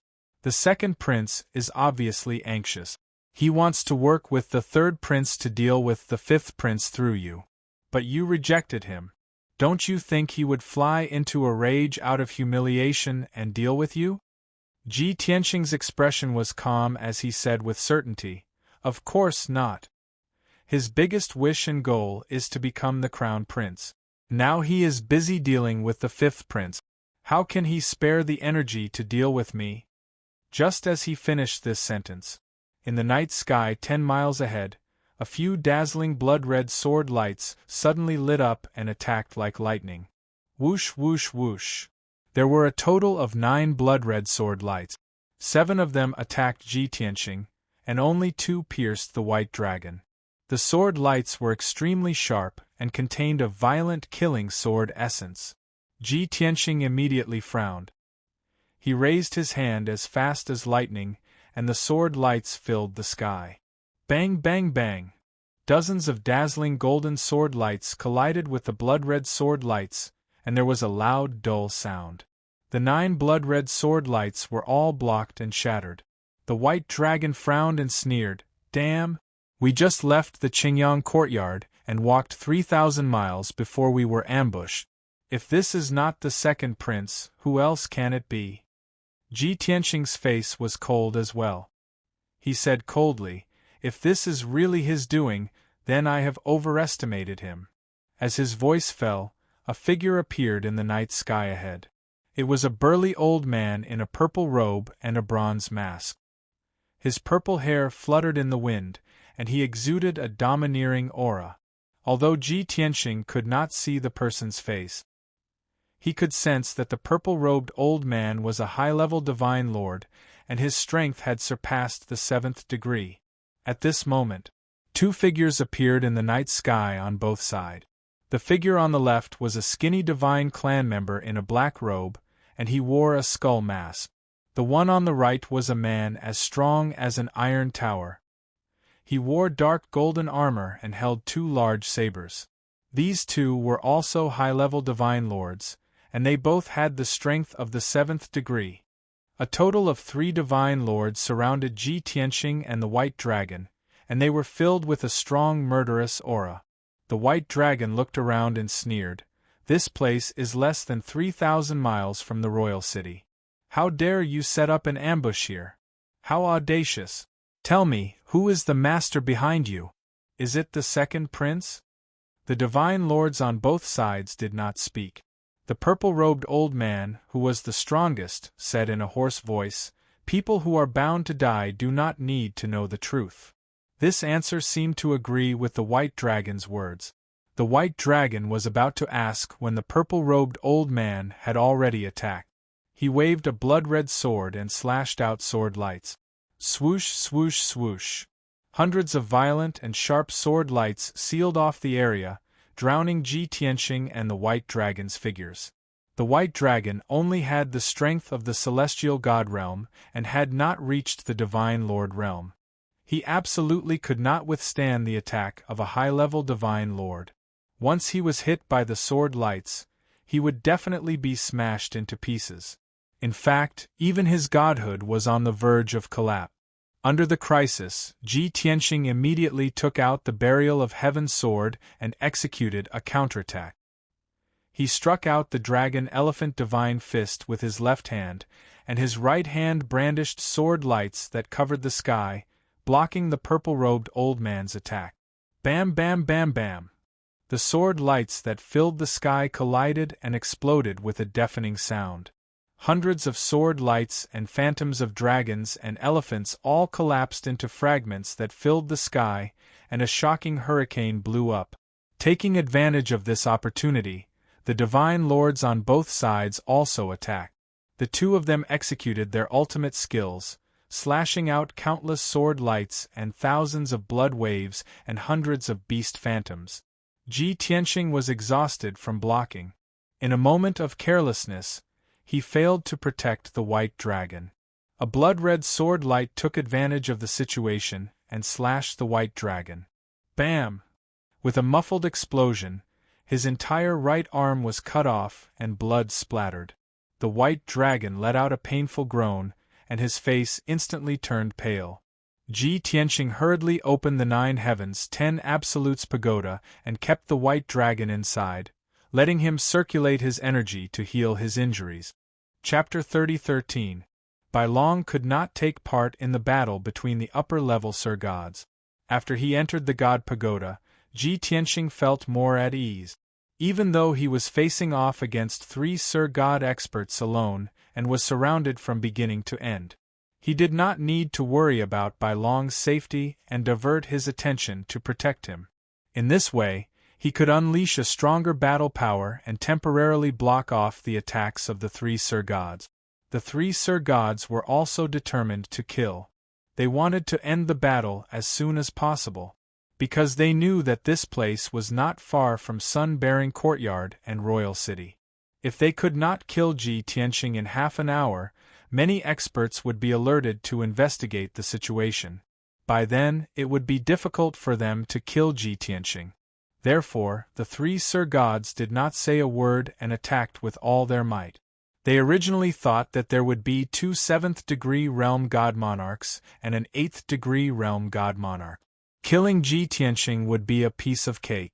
But the 3 of them did not expect Ji Tianqing to be so tenacious and use all kinds of ultimate skills to block off their attacks. Even though Ji Tianqing had been injured after exchanging 30 moves, Ji Tianqing had been injured. As time passed, the 3 Sir Gods became more anxious and their attacks became more ferocious. They did not hesitate to get injured so that they could kill Ji Tianqing as soon as possible. Even so, Ji Tianqing still held on until the end. He used Heavenly Dragon Tyrant Body and turned into a 100 feet tall golden-armored god of war. His battle power increased by 6 times. The fierce attacks of the 2 7th-degree Sir Gods were blocked by his sword Dao Divine ability. As for the 8th-degree realm purple-robed Elderly's ultimate skill, he used various secret skills to neutralize more than half of its power. Even if he was hit by the purple-robed Elderly, he only suffered some light injuries. Soon, 100 breaths' time passed.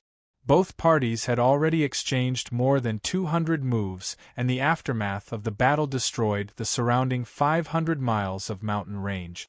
The surroundings turned into ruins and the heaven and earth was filled with thick smoke and dust. Dull loud sounds reverberated in the night sky and dazzling divine light kept flashing. Ji Tianqing, who was 100 feet tall and was covered in golden light, also suffered more than 10 injuries. To the 3 Sir Gods, this progress was simply too slow. It would take at least 2 hours to kill Ji Tianqing.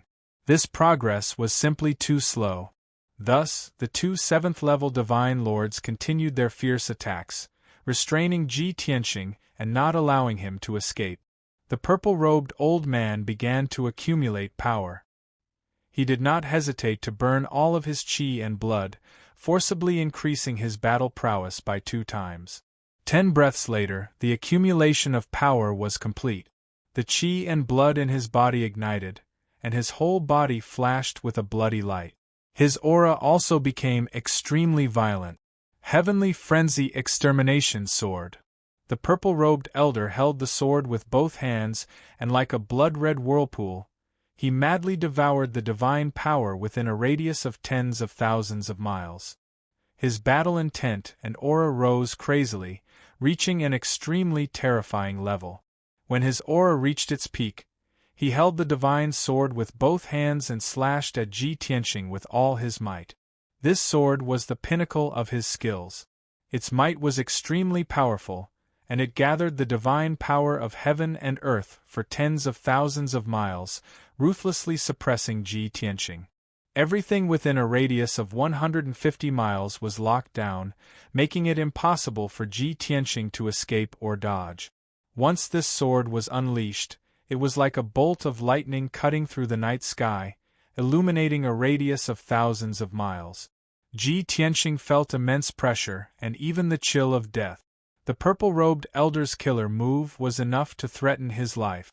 At this critical moment, he could only ignore the 2 Sir Gods beside him and take their attacks head-on. He had to use all his strength to resolve the purple-robed elder's killer move. Daylight Sword. Ji Tianqing roared angrily, holding the burial of heaven with both hands, his expression extremely solemn. His movements seemed to be slow as he stabbed at the purple-robed elder. Suddenly, endless divine power surged out of his body, and after being amplified by the burial of heaven, it formed a circle of dazzling golden divine light. That huge dazzling golden halo was like a scorching sun, carrying an extremely heavy and majestic power as it ruthlessly blasted at the Heavenly Frenzy Extermination Sword. This sword was also Ji Tianqing's pinnacle killer move. It was a move that he had unleashed 120% of his power and was fully focused on. Boom! Crack! At the next moment, the Daylight Sword and the Heavenly Frenzy Extermination Sword clashed fiercely, giving off a deafening sound. The blood-red giant sword, which was thousands of feet long, slashed the golden halo ruthlessly. The 2 of them were in a stalemate in the night sky, their powers suddenly exploded and quickly cancelled each other out. Merely 2 breaths later, the blood-red giant sword and the golden halo collapsed at the same time, turning into millions of fragments, scattering in the night sky. Destructive shockwaves spread out in all directions, covering a radius of several thousand miles. The surrounding mountains and forests within 1,000 miles were shattered by the shockwave, turning into desolated ruins. The purple-robed elder was safe and sound, but he was pushed back 100 steps. Ji Tianqing, on the other hand, was so shaken that he staggered and fell from the night sky into the ruins, smashing a deep hole in the ruins.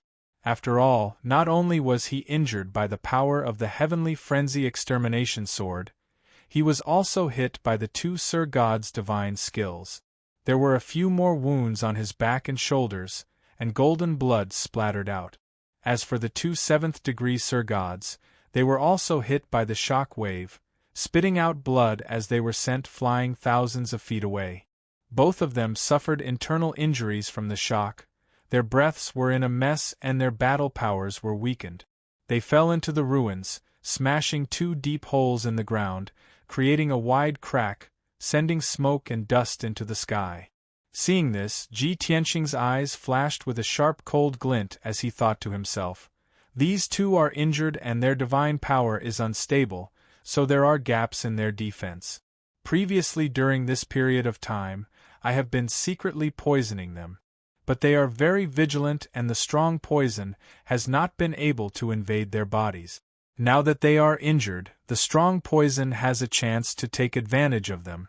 They are finished." From the start of the battle, Ji Tianqing had been secretly executing the strong poison law. He was very clear that the 3 of them were all upper Sir Gods, with strong abilities and rich battle experience. It was very difficult to use ordinary strong poison, So only those kind of strong poison which was hidden and subtle could succeed. And this kind of strong poison required a very long time before it could succeed. He originally thought that he would need to delay for at least 15 minutes before the two Sir Gods were corroded by the strong poison. By then, he would have a chance to turn the tables. But he did not expect that in order to kill him as soon as possible, the two Sir Gods did not care about their own safety and attacked him with all their might. This resulted in the shock wave from the clash between him and the purple-robed elder injuring the two Sir Gods. The strong poison took advantage of the gap, and the two Sir Gods were immediately corroded by the strong poison. Their arms and faces were dyed with a layer of blue. Following that, the strong poison wreaked havoc in their bodies, rapidly corroding their meridians and blood vessels, and spreading to their brains. Once the strong poison invaded their divine spark, the two Sir Gods' consciousness would become blurry and they would gradually fall into a coma. If they were not treated and expelled in time, their lives would be in danger. Pft, pft. The two Sir Gods had just climbed up from the ruins and were about to fly up into the night sky to continue attacking Ji Tianqing when they spat out blood arrows at the same time. Sensing that something was amiss and that they had been poisoned, the two Sir Gods' expressions changed drastically. Chapter 30:14. Damn it, how did I get poisoned? Damn it, I've also been poisoned. My bloodline has been corroded. The two Sir God realm experts exchanged looks. They were so frightened that they screamed angrily. Immediately, they felt a stabbing pain all over their bodies, as if they were being cut by knives. Their internal organs were also burning with pain, as if they were being burned. The unbearable pain made them tremble all over, and their teeth creaked as they gritted their teeth. We already knew that the little bastard was good at using poison, so we were very cautious. But we didn't expect that we would still fall into his trap. The two divine lords didn't dare to delay and stopped attacking Ji Tianqing. They hurriedly circulated their energy to expel the poison. Seeing this, Ji Tianqing ignored his injuries and charged over with the burial of heaven. He wanted to quickly kill the two divine lords while they were poisoned.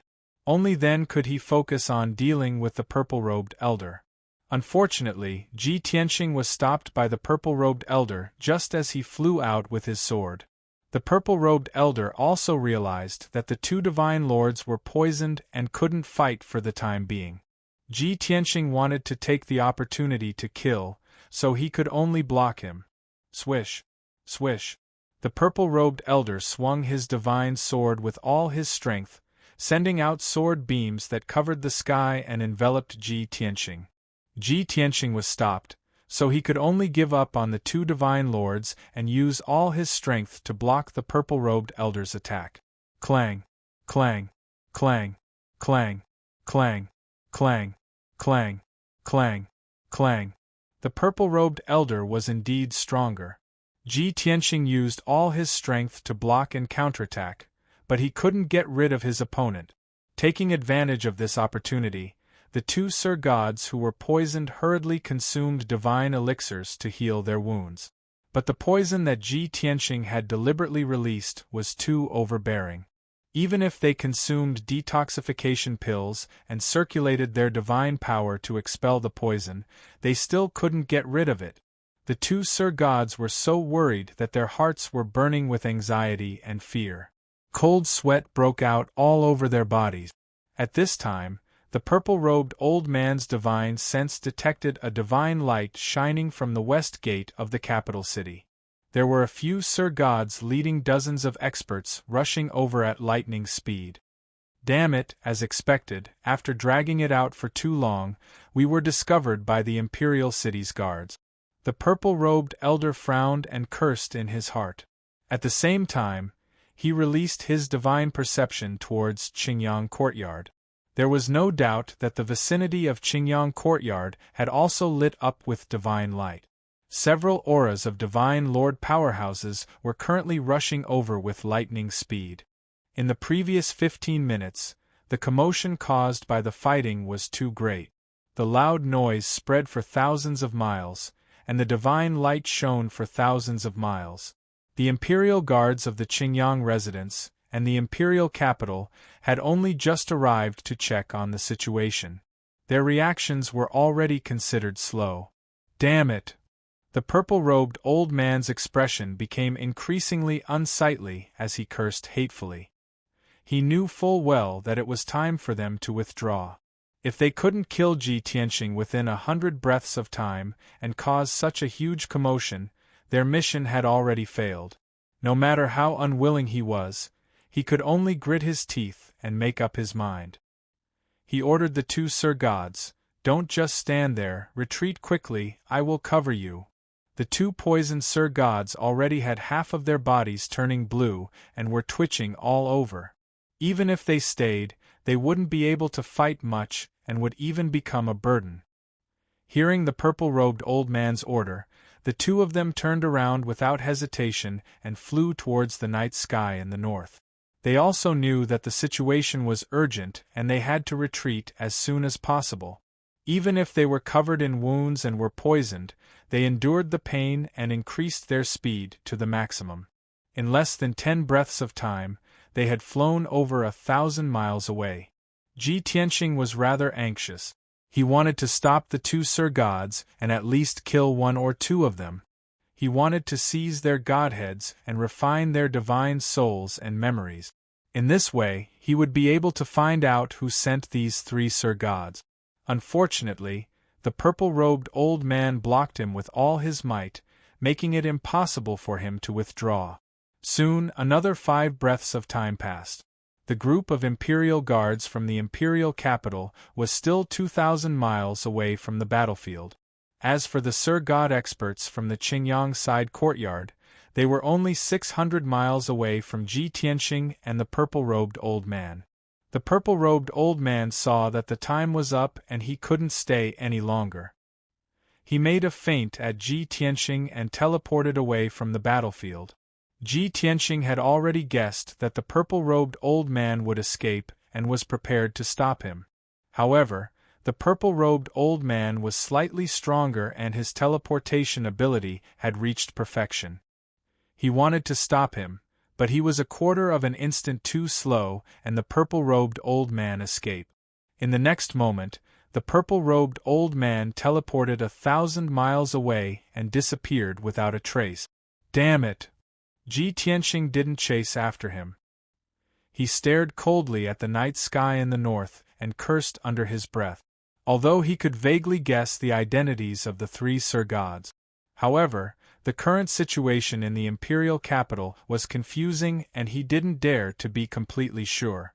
I thought that after reaching the 3rd level of the Sir God realm, I would be able to fight against an 8th level upper-level Sir God. I didn't expect to meet such experienced Sir Gods. I'm still a little weak and can only remain undefeated. Ji Tianxing muttered to himself and sighed. He was also eager to break through to the 4th level and become a middle-level Sir God. At this moment, the experts from the Qingyang side courtyard arrived at the battlefield. Swoosh, swoosh, swoosh. 3 figures flashed with divine light and appeared in front of Ji Tianxing. The leader was the 2nd prince. Behind him was Sir God Yen Long and a burly man in golden armor. The 3 of them were upper-level Sir Gods and had a strong aura. The man in golden armor was also present at the Qingyang side courtyard. However, he didn't participate in the banquet and had been guarding the secret chamber. Ji Tianxing used his divine senses to check the situation in the side courtyard and sense the aura of this person. After the 3 of them arrived, their gazes gathered on Ji Tianxing and they sized him up. He had already returned to his original appearance. His long hair was messy and his white robe was tattered and stained with blood. Seeing that his life wasn't in danger, the 2nd prince heaved a sigh of relief. Young Master Tianxing, what's going on? Who was it that ambushed you here and injured you? The 2nd prince looked at him with concern and asked angrily. Ji Tianxing said calmly, the 3 upper-level Sir Gods all hid their true faces. I don't know their identities or origins. Hearing this, the 2nd prince's eyes flashed with a hint of surprise. Sir God Yen Long and the man in golden armor were also shocked and in disbelief. They had long known that Ji Tianqing was very strong and comparable to an upper-level Sir God. However, they didn't dare to believe that Ji Tianqing had only suffered light injuries after being ambushed by 3 upper-level Sir Gods and fighting for so long. If it were them, they definitely wouldn't be able to do it. Didn't this mean that Ji Tianqing was one of the best among upper-level Sir Gods and was stronger than the 3 of them? The 3 of them didn't move as this thought flashed through their minds. The second prince was furious and ordered in a deep voice, "Yen Long, immediately send someone to investigate this matter. We must find the culprit." Tonight, this prince hosted a banquet at the Qingyang side courtyard in honor of young Master Tianqing. In the end, young Master Tianqing was ambushed the moment he left the Qingyang side courtyard and was injured. If we don't find out the truth, others will think that this prince did it. Chapter 30:15. The second prince's words were very straightforward. Obviously, he was telling Ji Tianqing that this had nothing to do with him. But Ji Tianqing did not know him well enough, so he could not be sure if he was telling the truth. After all, it was normal for a scheming person like the second prince to not be able to tell the truth from the lies. Yen Long cupped his hands and acknowledged the order. He quickly sent a message jade slip to convey the second prince's order. At this moment, the group of experts and masters from the royal city also arrived at the battlefield. The leader was actually the third prince, who was wearing a golden python robe. Beside him were 2 upper-level divine lords wearing golden armor and the insignia of the Imperial Guard. Judging from their strength, attire, and insignia, they should be the commanders of the Imperial Guard. Behind the 3 of them in the night sky, there were more than 60 Imperial Guards wearing silver armor and holding long spears and halberds.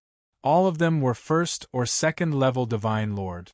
If they were among the commoners, they would definitely be powerful. Everyone knew that these dozens of Imperial Guards were the best of the best. The third prince and the others hurriedly arrived at the battlefield. Their eyes were locked on Ji Tianqing as they flew over worriedly. I was wondering who was fighting outside the city and causing such a big commotion. So, it's young Master Tianqing. The third prince recognized Ji Tianqing. Seeing him injured, the third prince was very surprised and shocked. He turned his head and saw the second prince beside Ji Tianqing. He immediately frowned. Why is second brother here too? The third prince was the commander of the Imperial Guard appointed by the king. He had full authority to command 20,000 Imperial Guard. Although he was usually quite free and handed the matters of the Imperial Guard to the commanders, he was still in charge of the Imperial Guard. But these 2 days were the Lantern Festival, and there were many people in the royal city. It was very easy for accidents to happen. So, he could only personally lead the Imperial Guard to maintain order and safety in the royal city. Just now, he heard from his subordinates that there was a big commotion outside the western suburbs. After hearing the news, he was filled with anger and rushed over with his trusted generals. He did not expect to see Ji Tianqing and the second prince here. Hearing the third prince's question, the second prince smiled and took the initiative to explain. "Third brother, there is something you don't know. Please listen to my explanation. This prince has long heard of young Master Tianqing's deeds and has long been in awe of him. Tonight, this prince will host a banquet in Qingyang courtyard to entertain him. This can be considered as fulfilling the duties of a host. Who would have thought that young Master Tianqing would encounter an ambush right after he left the courtyard? There were a total of 3 high divine lords on the other side, and they all wanted to kill young Master Tianqing. Fortunately, young Master Tianqing was strong enough to hold on for 7 or 8 minutes under the siege of the other party and only suffered some minor injuries. I heard from my subordinates that there was a big battle here, so I rushed over to check the situation. The second prince did not hide anything and simply told him what had happened. After the third prince heard this, his expression did not change, but in his heart, he was muttering, Doesn't second brother have a deep grudge against young Master Tianqing? Why would they host a banquet for him? Moreover, young Master Tianqing actually agreed? He is not willing to be loyal to this prince and is neither close nor distant to this prince. Yet, he is in contact with second brother. What is he trying to do? At the thought of this, the third prince felt a little worried. However, he did not show it and hurriedly asked Ji Tianqing in concern, "Young Master Tianqing, how are your injuries? Are they serious?" Ji Tianqing shook his head and said, "They're just light injuries, nothing serious. Third prince, you don't have to worry." "That's good." The third prince nodded slightly and said in an indignant tone, "Which bastard actually ordered 3 high divine lords to attack young Master Tianqing? Killing people in public in the outskirts of the capital is simply disregarding the law. They must be caught and beheaded in public." With that, he ordered the golden-armored commander beside him, "Commander Mo, bring everyone to check the battlefield and investigate the clues and traces." Commander Mo hurriedly cupped his fists and bowed, acknowledging the order. Then, he brought more than 60 Imperial guards with him to investigate the battlefield. There was only one golden-armored commander left beside him. At this time, he looked at the second prince and sneered, "Everyone knows that second brother and young Master Tianqing have a long-standing grudge against each other. I really don't understand why second brother would invite young Master Tianqing to be his guest. Moreover, the banquet was held in the western suburbs outside the capital. Most importantly, right after the banquet ended, young Master Tianqing was only 1,500 kilometers away, and the assassins could not wait to kill him. How can there be such a coincidence in the world? Second brother, aren't you going to explain?" The third prince's intention was obvious. He was making things difficult for the second prince. Just now, the second prince had driven a wedge between him and Ji Tianqing. Now, he was also trying to drive a wedge between the second prince and Ji Tianqing. This was especially true when he claimed that those 3 high divine lords were assassins. This was already an obvious hint. Everyone knew that the assassins of the evil blood palace called themselves assassins. The second prince had expected that the third prince would point the finger at him. He was not angry. Instead, he spread his hands and looked at Ji Tianqing. He said with a wry smile, "Young Master Tianqing, did you see that? Just now, I said that someone must have misunderstood and thought that it was me who did it. You really didn't let me down." After that, he said to the third prince, "Third brother, this is indeed a coincidence. It's normal for you to suspect me. But this prince can pat his chest and swear that this matter has absolutely nothing to do with this prince. Young Master Tianqing is so elegant and knowledgeable. I drank and talked with him for half the night. I felt like old friends with him at first sight. I regret that I didn't meet him sooner. I can't wait to befriend him. Why would I order assassins to ambush him?" The second prince said with certainty. He did not seem to be lying at all. But everyone knew that it was difficult for a shrewd person like him to judge whether he was telling the truth or not. The third prince stared at him expressionlessly and said in a low voice, "Second brother, you should know that we won't believe you easily. And I know that you're an expert in making what is false true and what is false false. It's useless for us to argue here. Let's wait for the results of the investigation to come out." The second prince nodded slightly in agreement. He looked at Ji Tianqing and asked, "Young Master Tianqing, what do you think?" Ji Tianqing also nodded and said calmly, "Guessing is useless. We can only confirm the answer with real evidence. Before the truth comes out, you don't have to fight with each other to avoid letting the fishermen profit." The 2 princes were stunned when they heard the words fishermen reaping the benefits from the fight. They immediately understood Ji Tianqing's meaning. Their eyes lit up and they quickly nodded in agreement. "You've woken us up from our daze. Young Master Tianqing is right. Young Master Tianqing has just experienced danger, but he can still maintain his rationality and calm. It's really admirable. If the result is as young Master guessed, then we have to be careful. We underestimated that little brother before. His scheming and methods are not inferior to ours. The second prince and the third prince were smart people. There was no need for Ji Tianqing to say it. They could guess the answer with just a little hint. Moreover, they had reason to believe that this was very likely the doing of that person. His goal was to drive a wedge between the two princes.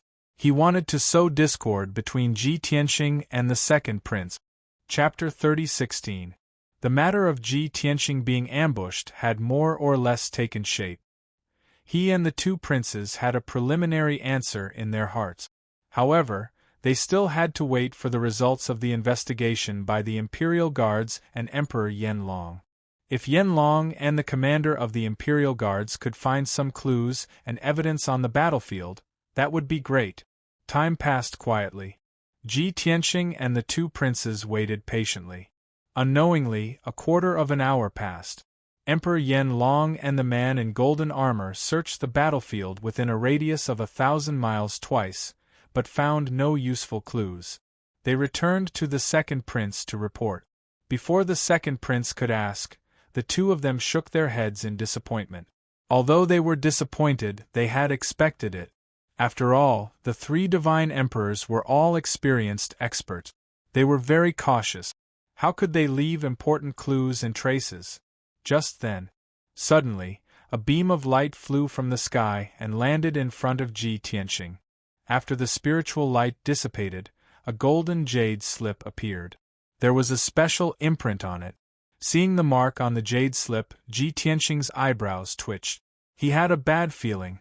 The two princes also stared at the jade slip with different expressions. The third prince recognized the mark. He frowned and murmured, "Message jade slip from Lai Fu? Did something happen in the Changfeng courtyard?" Ji Tianqing did not say anything.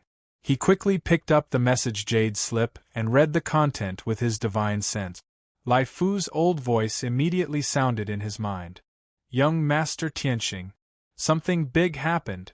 An expert sneaked into the Changfeng courtyard, injured Zhenhong, and kidnapped the young master." Lai Fu's tone was very anxious and worried. He was panting. Apparently, he had just finished a battle. Ji Tianqing's body immediately stiffened. His face changed dramatically, and his eyes became gloomy like ice. Anger and killing intent suddenly surged out of his body. His eyes were dyed with a layer of blood. "You are courting death." The two words burst out of his throat. It was like piercing ice and also like a sharp blade that could kill people. The two princes both felt an immense pressure, as well as a terrifying killing intent that shook the heavens. The two of them looked at each other, not knowing what was going on. However, they all knew very well that Ji Tianqing was truly enraged and was about to start a massacre. That's strange. He was attacked by three divine monarchs and was badly injured. Yet, he was still able to remain calm and rational. What exactly happened to make him so angry? The two princes were puzzled. Without saying a word, Ji Tianqing put away the golden jade slip and turned to leave at lightning speed, heading straight for the west gate of the royal city. "Young Master Tianqing, what happened?" The second prince raised his hand, wanting to ask Ji Tianqing to stay and ask him about the situation. However, Ji Tianqing ignored him.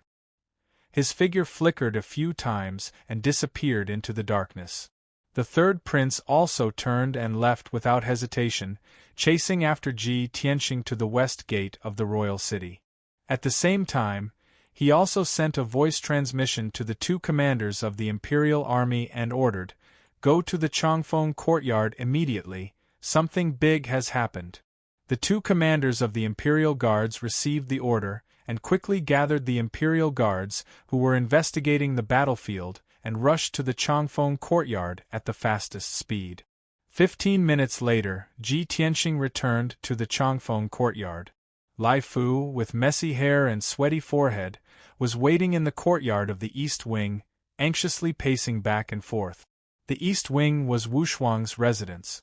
At this time, there were more than 50 guards guarding the small courtyard, and no one was allowed to come close. When Ji Tianxing teleported back and appeared in the small courtyard, Lai Fu breathed a sigh of relief, as if relieved of a heavy burden. He hurried to greet him and saluted. "Young master, you're finally back." Ji Tianxing's face and aura were frighteningly gloomy. He did not waste time and ignored Lai Fu. He directly released his divine sense to cover the entire Changfeng courtyard and carefully explore.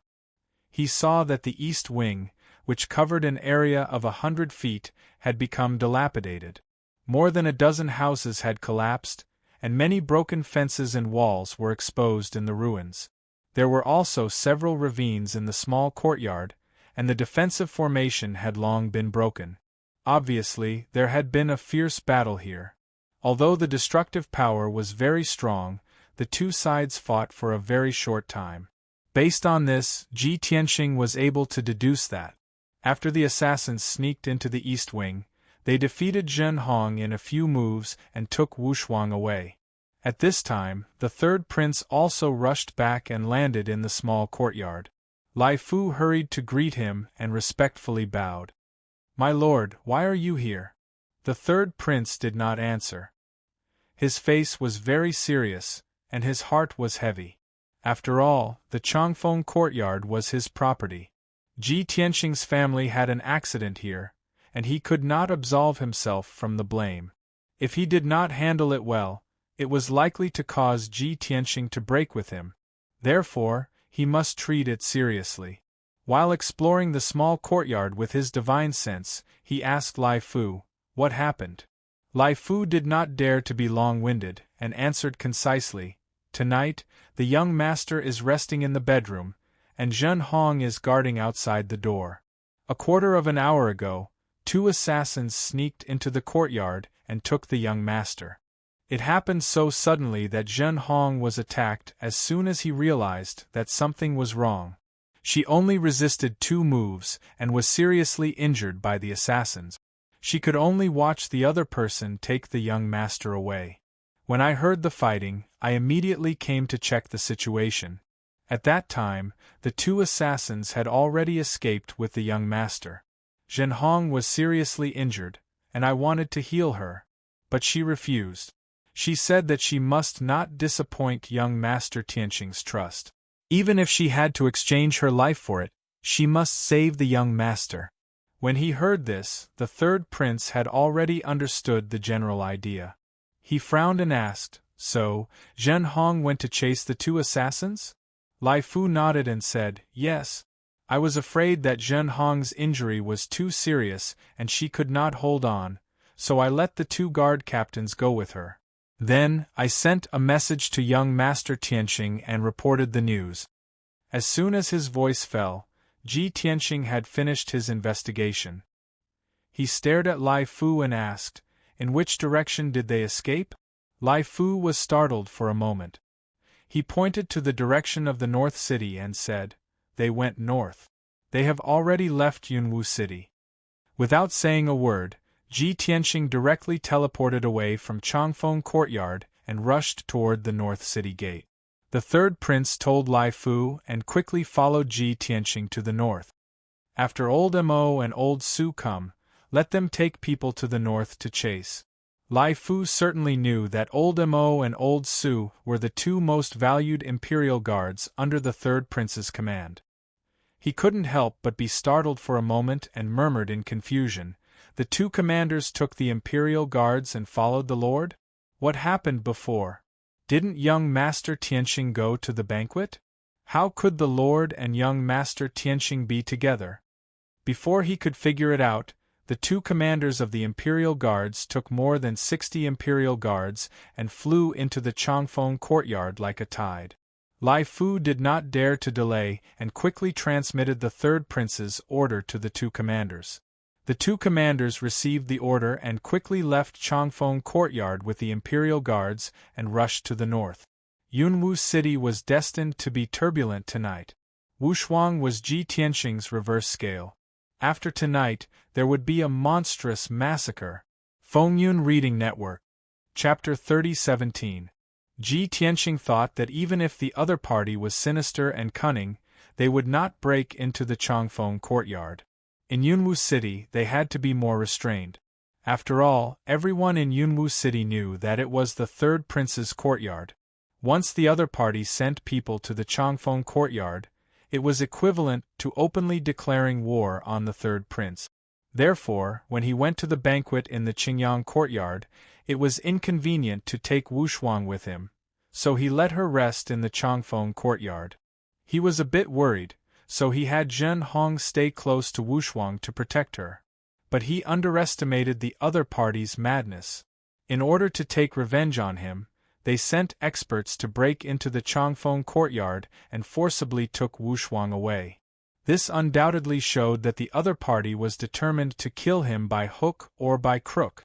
Originally, all forces in Yunwu City had to keep a low profile and abide by the basic rules of the game. Since the other party broke the rules, Ji Tianxing had nothing to worry about. Kill everyone on the other side, regardless of their strength or identity.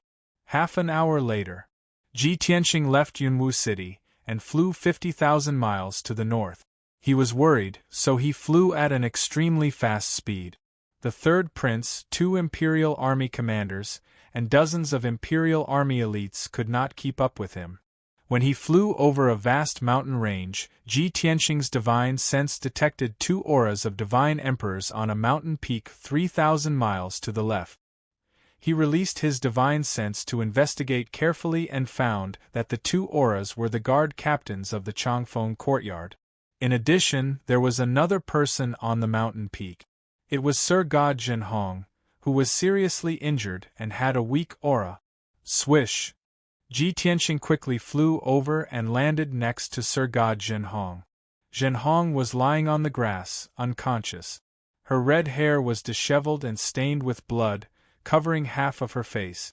She looked extremely embarrassed, and the long dress she was wearing was torn in many places, revealing several wounds. Her left shoulder was twisted, and the broken bone was exposed in the wound, dripping with blood. Especially in her chest and abdomen, there was a bowl-sized bloody hole, which was still bleeding. It was a shocking sight. Obviously, she was seriously injured and had fainted. The 2 bodyguard captains were guarding her, as anxious as ants on a hot pan. One of them helped her channel divine power to suppress her injuries. Another person fed her a divine pill and performed a healing technique to help her stop the bleeding. Seeing that Ji Tianxing had arrived, the 2 captains heaved a sigh of relief. He raised his head to greet Ji Tianxing, then lowered his head to continue working. Seeing this, Ji Tianxing frowned and said in a deep voice, "Get out of the way!" The strength of the 2 guard captains was slightly lower, and their treatment methods were very mediocre. Knowing that Ji Tianxing was going to save Zhenhong, the 2 of them hurriedly retreated.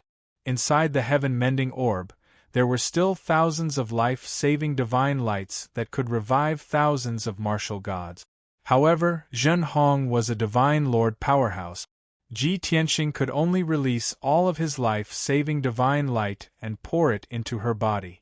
As he extended his palms, he activated the power of the heaven-mending orb. A dense, sacred white light gushed out of his palm and enveloped Zhenhong, who was seriously injured and unconscious. Soon, thousands of life-saving divine lights were injected into her body. Under the watchful eyes of the 2 guard captains, the wounds on Zhenhong's body healed at a speed visible to the naked eye. The blood stopped flowing and the wounds healed quickly. Even her divine power was recovering quickly. Her originally weak and chaotic divine soul aura also gradually stabilized. After a few breaths, Zhenhong was out of danger. After 100 breaths, the wounds all over her body healed, and her injuries were greatly reduced. When the 2 guard captains saw this scene, they were so shocked that they were dumbfounded. They couldn't help but exclaim in surprise and disbelief. At this moment, the third prince, the 2 guard captains, and more than 60 elite guards arrived at the mountain peak. Seeing Zhenhong unconscious on the ground, the third prince quickly asked about her situation. After learning that she was seriously injured and unconscious, and that Ji Tianxing had healed her, the third prince felt slightly relieved. Soon, Zhenhong slowly woke up. As soon as she opened her eyes, she saw Ji Tianqing, the third prince, the 2 guard captains, and the 2 guard captains surrounding her. Everyone looked at her with a dignified expression, their eyes full of concern. She quickly got up and was about to salute everyone. The third prince raised his hand to stop her and asked anxiously, "Zhen Hong, you tracked the murderer here and fell unconscious? What about the murderer? Which direction did he escape in?" At the mention of this matter, Zhen Hong's eyes dimmed, and an expression of extreme self-blame appeared on her face. She said guiltily, "My lord, young Master Tianqing, I'm sorry. Zhen Hong is useless.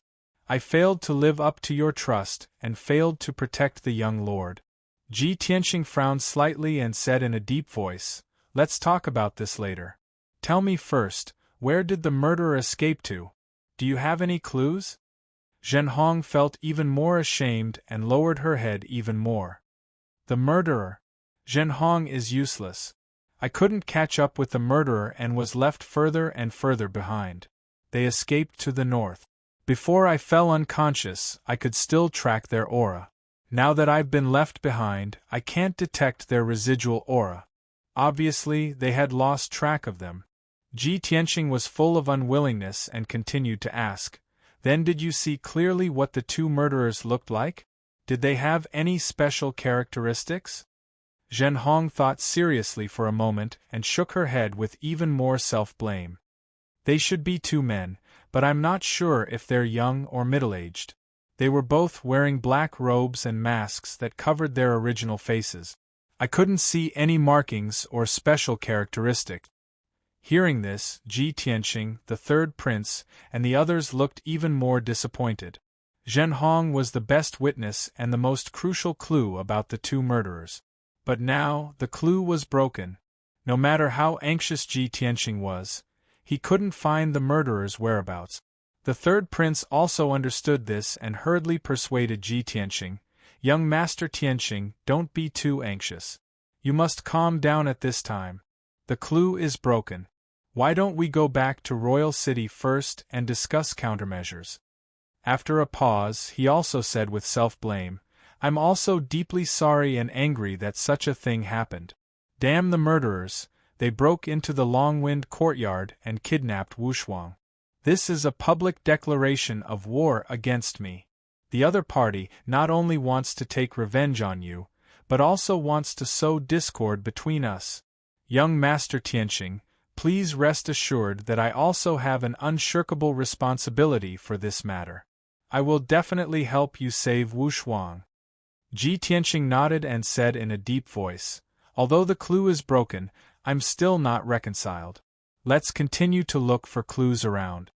After that, he left the mountain peak and flew north, carefully investigating the situation along the way.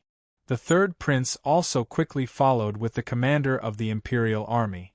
Everyone spread out and flew across the night sky at a moderate speed, carefully searching a radius of 20,000 miles.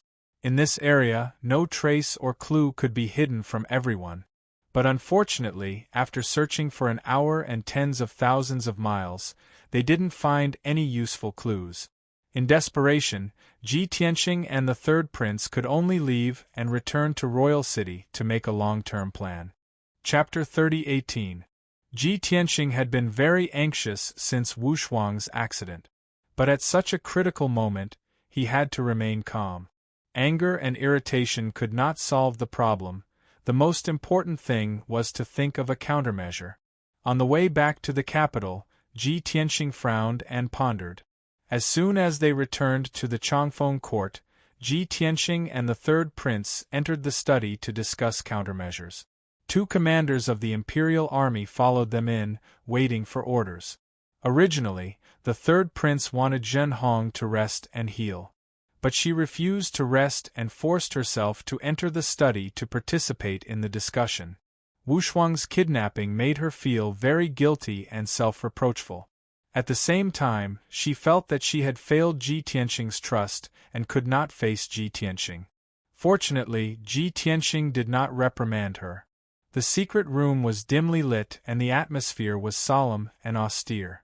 The third prince said in a low voice, two things happened tonight. First, the second prince invited Mr. Tianxing to the Qingyang court as a guest, but they were ambushed on the way back. Immediately after, two divine monarchs invaded the Longwind court, injured Zhenhong, and kidnapped young Miss Wushuang.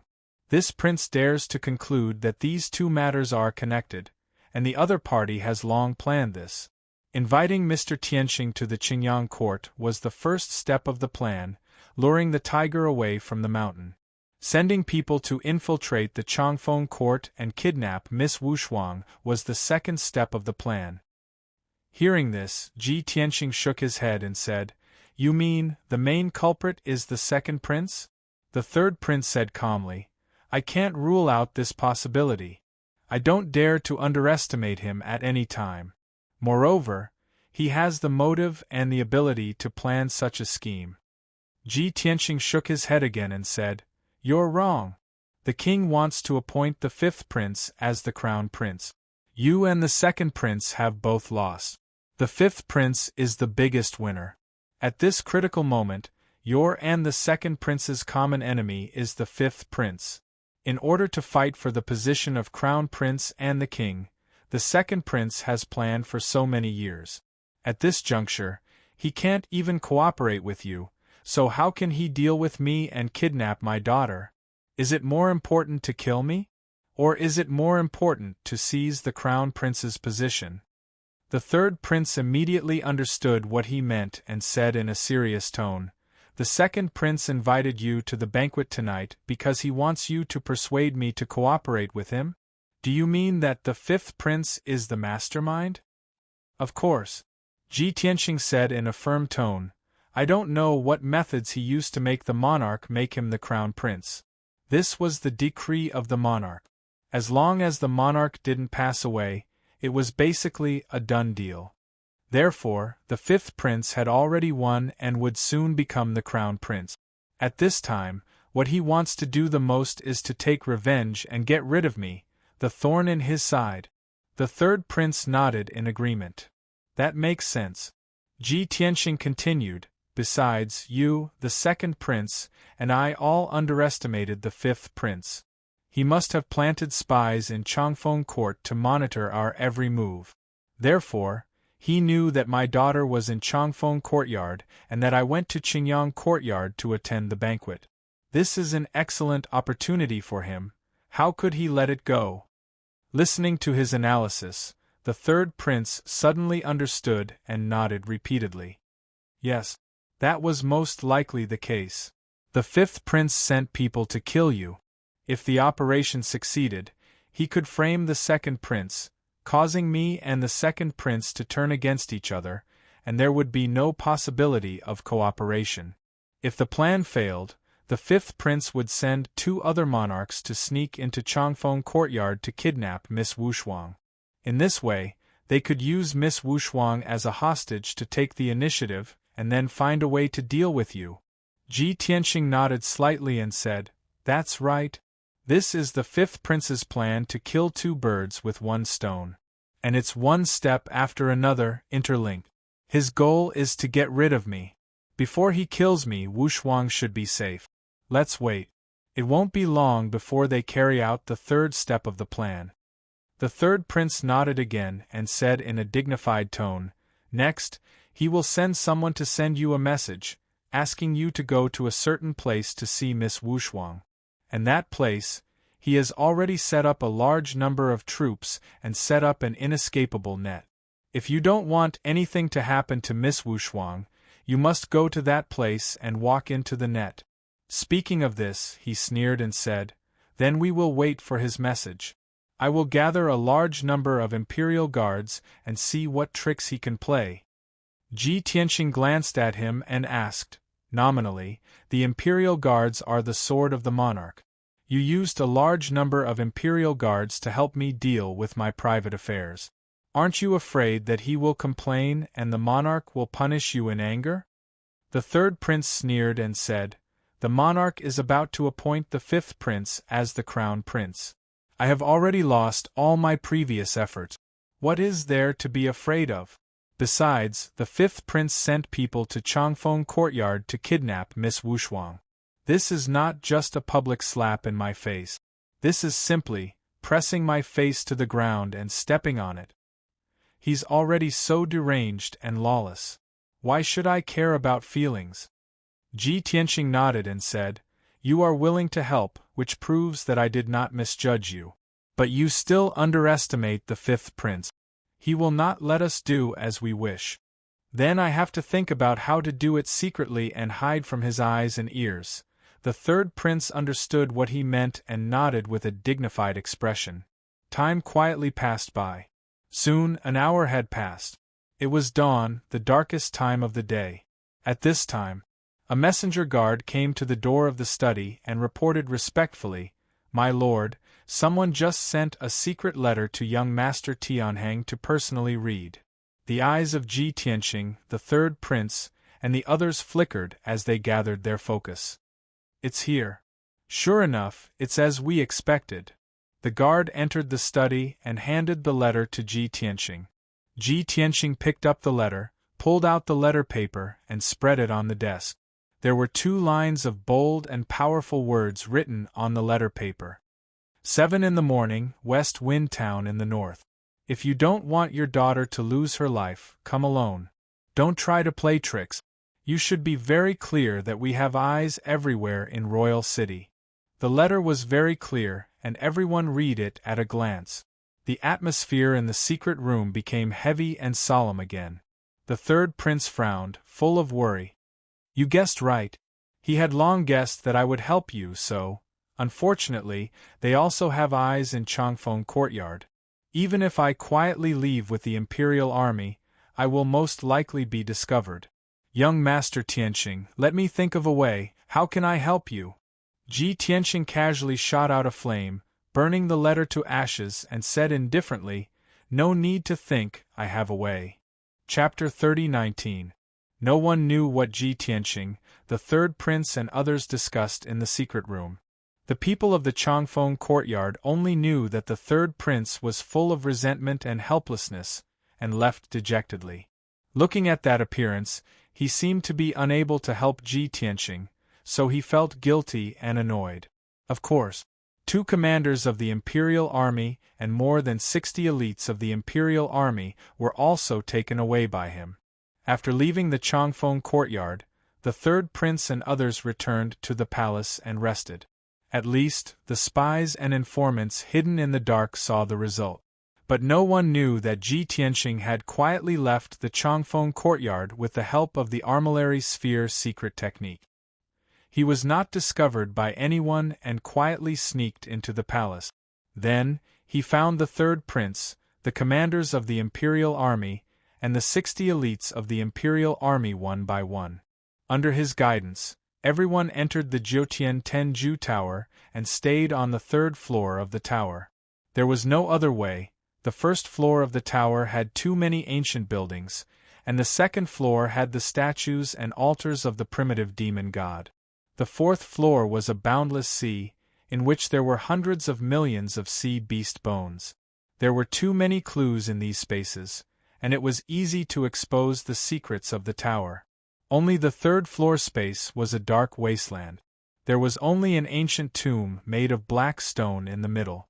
As early as many years ago, Ji Tianqing had cracked the ancient tomb. The demon god scriptures and secret techniques hidden in the ancient tomb were also given to Ji Ku to practice. Now the ancient tomb was ruined, and only a pile of broken black stone was left. It was useless, and it would not expose the secrets of the Jiutian Tenju Tower. After a while, Ji Tianqing settled the third prince and the Imperial Army.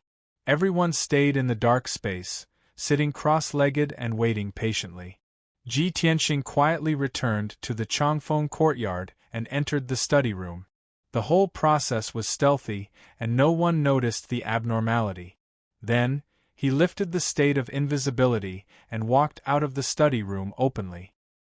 He did not take anyone with him, left the Changfeng Courtyard alone, and rushed to the north gate of the royal city. In the process, no one knew how many eyes and divine sense were secretly watching him. Not only were there spies in Changfeng Court, but there were also spies everywhere in King City. When the spies and informants saw Ji Tianqing leave Royal City alone and fly towards the north, they hurriedly sent messages to report the news. And NB friends, please remind me, after reading for a long time, please pay attention to the rest of the eyes. 00 Recommended reading. SP. West Wind Town was located in the north of Royal City. It was a full 300,000 miles away from the Royal City, situated in the depths of the majestic and desolate mountains. Many years ago, more than 3,000 God clan citizens had gathered in this small town. However, they were surrounded by mountains, where countless monsters and divine birds lived. They often attacked the people of West Wind Town, causing heavy casualties. Unable to bear the hardships, the people moved out of West Wind Town more than 200 years ago and moved to a small town hundreds of thousands of miles away. West Wind Town was thus abandoned, and there were no citizens living there. Occasionally, some adventurers would pass by and stay there for a day or two. On the way to West Wind Town, Ji Tianqing was still silently calculating. No wonder the fifth prince chose West Wind Town. That place is desolate and uninhabited, suitable for him to set up an ambush. He has set up an inescapable net there, waiting for me to die. He should be there in person to enjoy the fruits of victory, right? I hope he is in West Wind Town. As these thoughts flashed through his mind, Ji Tianqing's eyes flashed with a cold light. He not only wants to save Wushuang, kill all the fifth prince's lackeys, and get rid of the fifth prince. If the fifth prince is also in West Wind Town, he can solve this problem once and for all. Unknowingly 2 hours passed. Ji Tianqing hurried at his fastest speed, and had already flown 200,000 miles. At this moment, a communication jade slip flew over from the horizon and landed in front of him. It was just an ordinary jade slip, without any formation encryption. He picked up the jade slip, his divine sense entered it, and the voice of a young man sounded in his mind. At least you know your place, and know that playing tricks is useless. However, you have to hurry, there is less than 2 hours left. Your daughter is very safe now. If you come late, you can only collect her corpse, ha ha ha ha. This person's tone was sinister and low, filled with hatred and resentment. Ji Tianqing could guess that the person who sent the message was the fifth prince. From this message, he was able to analyze several pieces of information. Firstly, the fifth prince was indeed in West Wind Town and was waiting for him to die. Secondly, Wushuang's life was not in danger. This made him feel slightly more at ease, and he sped up his journey. Unknowingly, another hour had passed. He flew for another 100,000 miles, crossing over numerous majestic mountain ranges, and was about to arrive at West Wind Town. And friends, please pay attention to the rest of your eyes after reading for a long time. 00 Recommended reading. NBSB. At this time, it was exactly 7:15. The golden sun had just risen from the horizon and was slowly rising into the sky. Boundless multicolored light shone on the mountains, causing the many cloud-shrouded peaks to be covered in a layer of gold. It was a magnificent sight, but Ji Tianqing wasn't in the mood to appreciate it. He spread out his divine sense and scouted West Wind Town a few thousand miles away. Soon, he found the small town in the mountains. Sure enough, it was surrounded by mountains on all sides and was located in a flat valley. A clear river that was 100 feet wide passed through the middle of the small town and flowed south along the foot of the mountain. The small town was not big, only 10 miles in radius. There were hundreds of palaces and houses in the town, but they were all abandoned and old. Most of them had collapsed and become a pile of ruins, revealing many dilapidated walls. Even the houses and palaces that did not collapse were overgrown with weeds and were a mess. Perhaps the fifth prince was fearless and was not afraid that Ji Tianqing would not come. There were actually 300 experts around the small town, all of them at the 8th and 9th level of the celestial god realm. Those experts were all wearing black armor, holding sabers, swords, and long spears, surrounding the small town. In addition, There was a palace that occupied an area of 10,000 feet in the middle of the small town. That palace was relatively well preserved and still had a majestic and solemn aura. Ji Tianxing detected that there were actually hundreds of Divine Lord Realm experts outside the palace, even though they were all first and second level Divine Lord. But there were nearly 100 of them, and they were still a very powerful and terrifying force. Most importantly, he even detected the auras of 6 high-level Divine Lords inside the palace. It's indeed an inescapable net, a sure kill trap. Fortunately, he's a prince and has a powerful backer, that's why he can gather so many Divine Lord experts.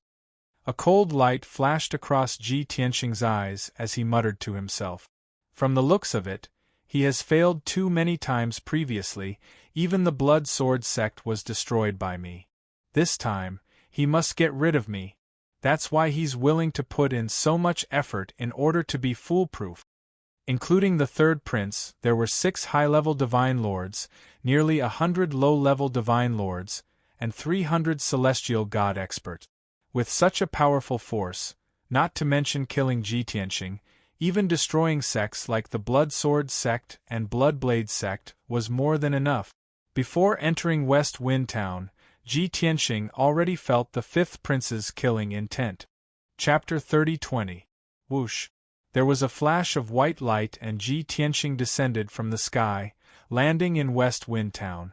The eyes and divine senses of the 300 celestial gods gathered on him. They all sneered, their eyes filled with mocking killing intent. Even the 100 or so lesser Divine Lords outside the palace noticed Ji Tianxing's arrival and began to size him up with their divine senses. Ji Tianxing walked toward the palace without a change in expression, ignoring everyone's reaction. 100 breaths later, he arrived at the palace gates. The lower Divine Lords guarding outside the palace all looked at him in unison. Many of them quietly gripped their swords and sabers, their expressions wary and wary. They had no choice. They had heard of Ji Tianxing's fame and battle achievements many times and were extremely afraid of Ji Tianxing. There were also some lesser Divine Lords who were gloating, sneering with mocking expressions and even whispering to each other. So he's Tianxing? There's nothing special about him. Haha. I heard that he was vicious and powerful, a ruthless character that could not be provoked. Now it seems that he's just SOSO. No matter how ruthless a character is, in front of our Lord, won't he still obediently surrender and accept his death? He clearly knows that this is his grave and he still dares to come alone. I really admire his fearlessness. This guy's brain must have been flooded with water. Isn't it just his daughter being captured? He can just have another child with his wife, why throw away his life? So, even the most powerful expert has weaknesses and openings. Our Lord is still the most powerful. Everyone discussed in low voices as they sized up Ji Tianxing with complicated expressions. Ji Tianxing looked straight ahead, ignoring the numerous lesser Divine Lords as he strode into the hall. The palace was very spacious. Although it was old, it was exceptionally clean and spotless. There were gemstone lamps embedded in the walls, emitting a bright divine light that illuminated the palace. When Ji Tianxing walked into the main hall, he saw a luxurious throne inlaid with gems at the head of the hall. A thin young man wearing a golden python robe and a dark golden crown sat on the throne. This person could be considered handsome. His face was as pale as paper and his fingers were slender and clean. He looked rather cultured and refined. Unfortunately, his eyes ruined his temperament. His eyes were long and narrow like willow leaves, slanted upward toward his temples. Even under normal circumstances, his eyes were narrowed, making him look very cold and gloomy. He was definitely not a straightforward person. One could tell at a glance that this person was the most low-key and patient 5th prince. On his left, there were 2 Sir God experts in blue robes and purple robes who were standing by the side of the throne. To his right were 3 Divine Lords, 2 of them were middle-aged Divine Race experts. The strongest one was the black-robed, white-haired old man. While Ji Tianxing was sizing up the fifth prince and the others, everyone's eyes were also focused on him, sizing him up with interest. Haha! You clearly know that this is the place this king chose for you to be buried, but you still came here without hesitation. Tianxing, I really admire your courage. The fifth prince looked down at Ji Tianxing, his right hand gently pinching his clean chin, as he said with a smile. How is it? At this moment, what are your thoughts? Ji Tianxing looked at him expressionlessly and said in a low voice, I've arrived on time. Where's my daughter, Wushuang? The fifth prince smirked and said, What's the hurry? Your daughter is fine. I don't want to do anything to a child. But you've already done it, Ji Tianxing said coldly. Shame and anger flashed in the fifth prince's eyes, but he immediately covered it up. He quickly changed the topic and said with a cold smile, From the day you offended me and became my enemy, you were destined to end up like this. Although I've lost a few times during this period, that's because I've never taken you seriously and underestimated you. Now that I've taken you as my opponent and set up such a big formation to kill you, you must be honored, right? Ji Tianxing said indifferently, You thought you were noble and disdained to take me as your opponent. But the result was that you repeatedly failed in front of me, and even your most loyal lackey, the Blood Sword sect, was wiped out by me. Such a tragic defeat caused you to suffer heavy losses, lose face, and become the laughingstock of the entire divine kingdom. So, you did not hesitate to gather so many experts to deal with me, just to wash away your shame. Now the more proud you are, the more you want to vent your anger and resentment, the more it proves how badly you lost and how embarrassed you were. Indeed, the fifth prince had long hated him to the bone and regarded him as a thorn in his side. It was not easy to set up this trap and lure Ji Tianxing to West Wind Town. How could he bear to kill him? That would not be enough to vent his anger. He wanted to humiliate Ji Tianxing and torture Ji Tianxing. When his anger subsided, he would completely kill Ji Tianxing. But Ji Tianxing had long been aware of the fifth prince's thoughts. These words were merciless and exposed the fifth prince's shameful act in front of everyone. The fifth prince's heart burst with anger again, his hands trembling and the corners of his eyes twitching. However, he was confident of victory and considered himself the winner, so he quickly suppressed his anger. Haha! No wonder you make enemies everywhere and are so hateful. The fifth prince grinned and sneered, not hiding the murderous look on his face. Speaking another word to a lowly person like you is blasphemy to me. Ji Tianxing said indifferently, Some people look like gold and jade, but are actually worthless. They think they are noble and unparalleled, but are actually as lowly as insects. And some people's nobility and extraordinariness are beyond your imagination. The fifth prince flew into a rage again. His fists were clenched so tightly that creaking sounds could be heard. The veins on his forehead were bulging, and he almost could not help but attack. Too hateful, too damn infuriating. The blue-robed divine lord beside the throne immediately scolded, Little bastard, don't be so arrogant. Your daughter is in our hands, and now you are also a prisoner. Don't forget your situation. The life and death of you and your daughter are in the hands of the fifth prince. If you want your daughter to live, kneel down and kowtow obediently and beg for mercy. When the fifth prince heard these words, the anger in his heart subsided. Men, bring that little girl here. Following his order, the stone door in the corner of the hall opened. Two lower divine lords in silver armor escorted Ji Wushuang into the main hall. The moment Ji Wushuang appeared, Ji Tianxing looked at her with concern, checking on her condition. Fortunately, she had not been hurt or tortured. Her delicate hair and clothes were neat and tidy, and her mental state was also very clear. However, she was tied up with a dark golden rope, and her arms were behind her back. Not only was it difficult for her to move, but her divine power was also sealed. She could not fly or use divine powers. But no matter what, seeing that she was safe and sound, Ji Tianxing was completely relieved. The two divine lords escorted Wushuang to the fifth prince's throne. The fifth prince took out a dagger that glowed with green light and said with a cold smile, "I can't believe that such a lowly race and bloodline like yours could give birth to such a delicate and cute daughter. But I hate perfect things the most. If I can cut this pretty little face a few times, it should be very satisfying, right?" Chapter 30:21. Although Ji Wushuang also had the strength of a god. Even if her face was cut a few times, she could heal the injury and recover to her original state. But Ji Tianxing was still worried. The fifth prince's ferocity would leave a psychological shadow on Wushuang. He didn't want his daughter to be hurt in the slightest. Fortunately, Ji Wushuang had been very calm and had a composure that didn't match her age. Even when the fifth prince put on such a big show and waved a poisoned dagger in front of her, she was never afraid. She just looked at Ji Tianxing worriedly, afraid that he would also fall here. After all, there were hundreds of experts and strong people in West Wind Town. Ji Tianxing couldn't leave alive by himself. Ji Tianxing stared coldly at the fifth prince and shouted in a deep voice, "If you are still a man and still care about the face of the royal family and nobles, then come at me." This was exactly what the fifth prince wanted. He sneered and said, "Ha ha! I was waiting for you to say that.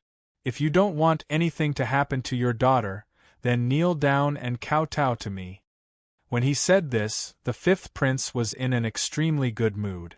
The 5 monarchs beside him also showed a mocking smile, waiting to see Ji Tianxing make a fool of himself.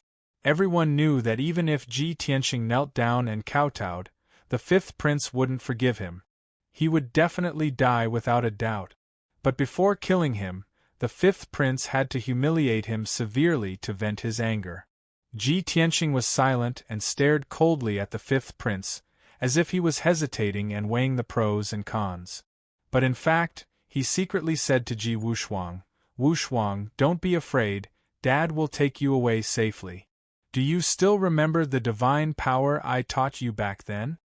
Ji Wushuang's divine power was sealed, and she couldn't use divine power, but her divine soul wasn't unconscious and could still communicate with her divine consciousness.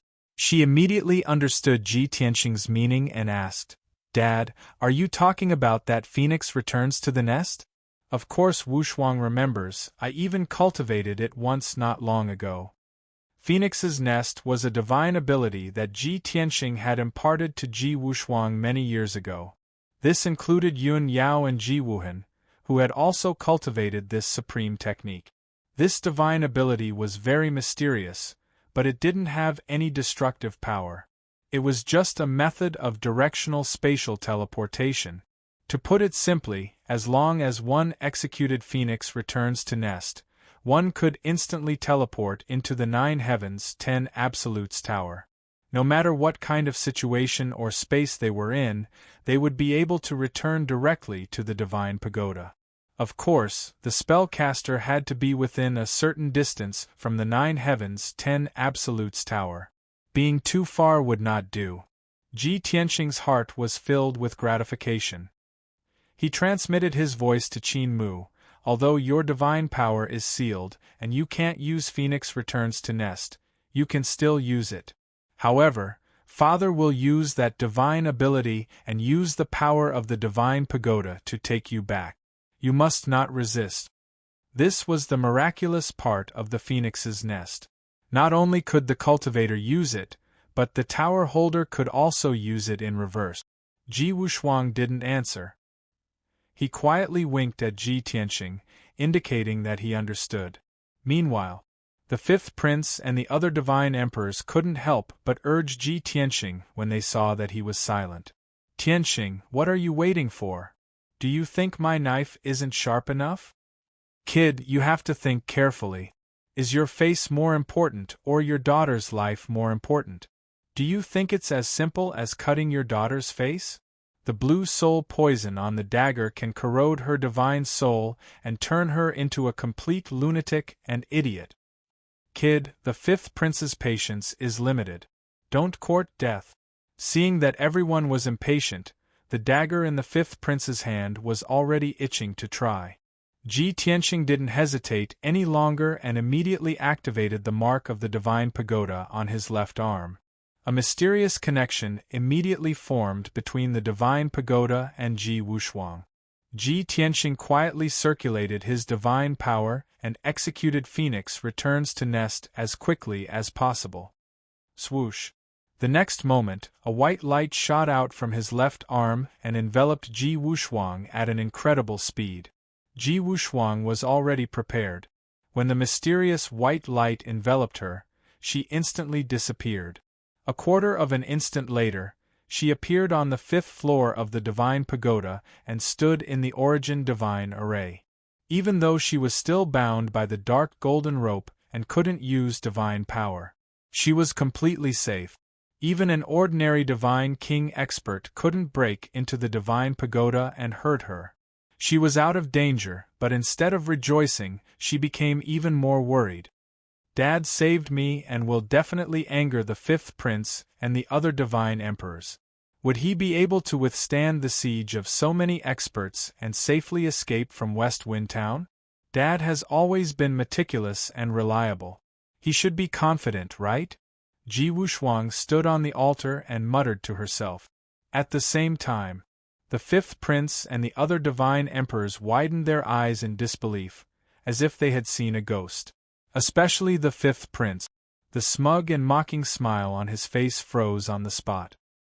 He looked at his empty left hand and then looked at Ji Tianxing's arm, confusion flashing through his eyes. A moment ago, he was holding Ji Tianxing in his left hand and holding a poisoned dagger in his right, forcing Ji Tianxing to kneel and admit his guilt. But now Ji Wushuang had disappeared. Without any leverage, how could he threaten and humiliate Ji Tianxing? Bastard! What did you do? The fifth prince glared angrily at Ji Tianxing. His chest was burning with rage, and his expression was ferocious as if he was about to devour someone. The five divine emperors also looked murderous as they stared at Ji Tianxing. Ji Tianxing successfully saved Wushuang and no longer had any worries. He laughed contemptuously. Little bastard, you want to fight me? You're too naive. You dare to use my daughter to threaten me? You must be tired of living. As he spoke, he took out the sword of burial of heaven and released a murderous aura that soared to the sky. There was no need to hold back anymore. He only needed to release his anger and murderous intent to his heart's content. Such a drastic change caused the fifth prince to frown and sneer. Haha! You used a divine weapon to save your daughter while I was unprepared. Do you think you've won just like that? Don't get carried away. You are alone, while this king has 5 high-level divine lords and 400 elite experts. You and your daughter still have to die. Moreover, I'm going to tear you and your daughter into pieces and grind your bones to dust. As soon as the fifth prince finished speaking, Ji Tianxing couldn't be bothered to talk nonsense and attacked with all his might. Sword of Daytime! He shouted coldly as he held the sword of burial of heaven with both hands and stabbed with all his might. Instantly, the tip of the sword emitted a dazzling golden light that instantly expanded to a radius of 1,000 feet and filled the entire palace. Kaboom! With an earth-shattering explosion, the huge palace collapsed on the spot, splashing out billions of brick fragments. A blazing golden sun emerged from the ruins and rose into the sky, illuminating the entire West Wind Town. With the ruins as the center, the destructive sword energy spread out and engulfed more than half of West Wind Town. The next moment, the ground within a radius of dozens of miles shook as if a super earthquake had occurred. Hundreds of palaces and mansions were smashed into pieces by the sword energy. The entire West Wind Town was reduced to ruins. Chapter 30:22. The moment Ji Tianxing attacked, it was an all-out sword Dao ultimate technique. The power of this sword was truly terrifyingly powerful. Not only did it turn West Wind Town into ruins, it also injured more than a dozen low-level divine lords and more than 20 elite experts. However, the fifth prince and the 5 high-level divine lords were fine. When Ji Tianxing attacked, everyone realized that something was wrong and immediately cast spells to block, joining forces to protect the fifth prince. Even so, the incomparably violent impact still sent the fifth prince and the 5 high-level divine lords flying back more than 10 miles. The 6 of them drew an arc in the sky and fell into the messy ruins. After that, Ji Tianxing flew high into the sky and stood there, overlooking the ruins. Seeing the confused and fearful expressions on the faces of the lower divine lords and elite experts around him, the corners of his mouth curled up in a cold and sinister smile.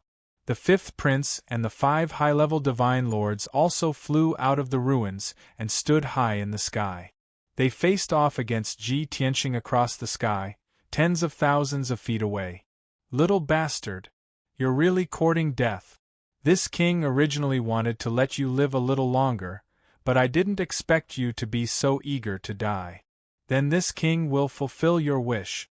As he spoke, the fifth prince took out a dark golden divine sword and held it firmly in his hand.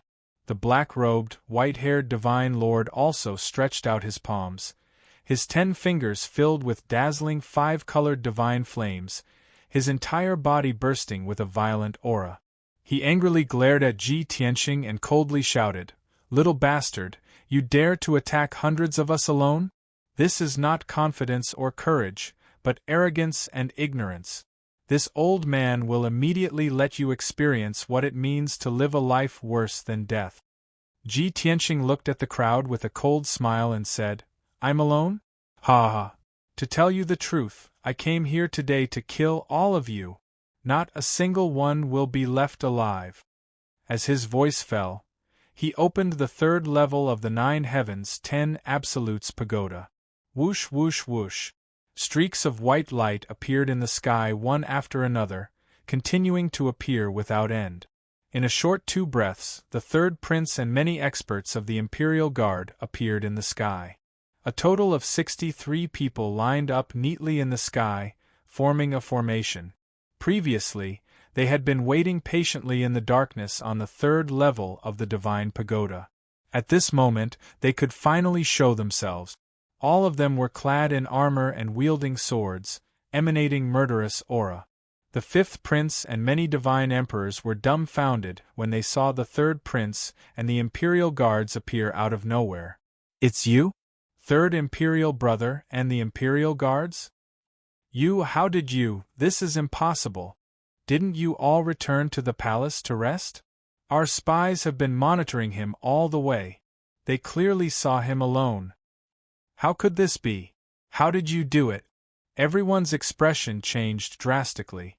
They were both shocked and in disbelief. At the same time, a trace of worry appeared in his heart. The 3rd prince was also wearing a golden armor and holding a broad heavy sword. He angrily shouted with a dignified voice, "Old 5, you sent people to break into Changfeng courtyard and openly robbed my guests.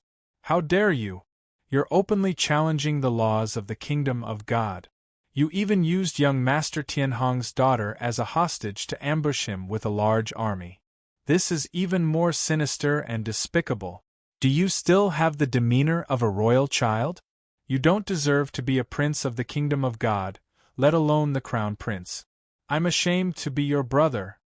The 3rd prince angrily rebuked the 5th prince with a righteous attitude. At least in terms of momentum, he completely had the upper hand.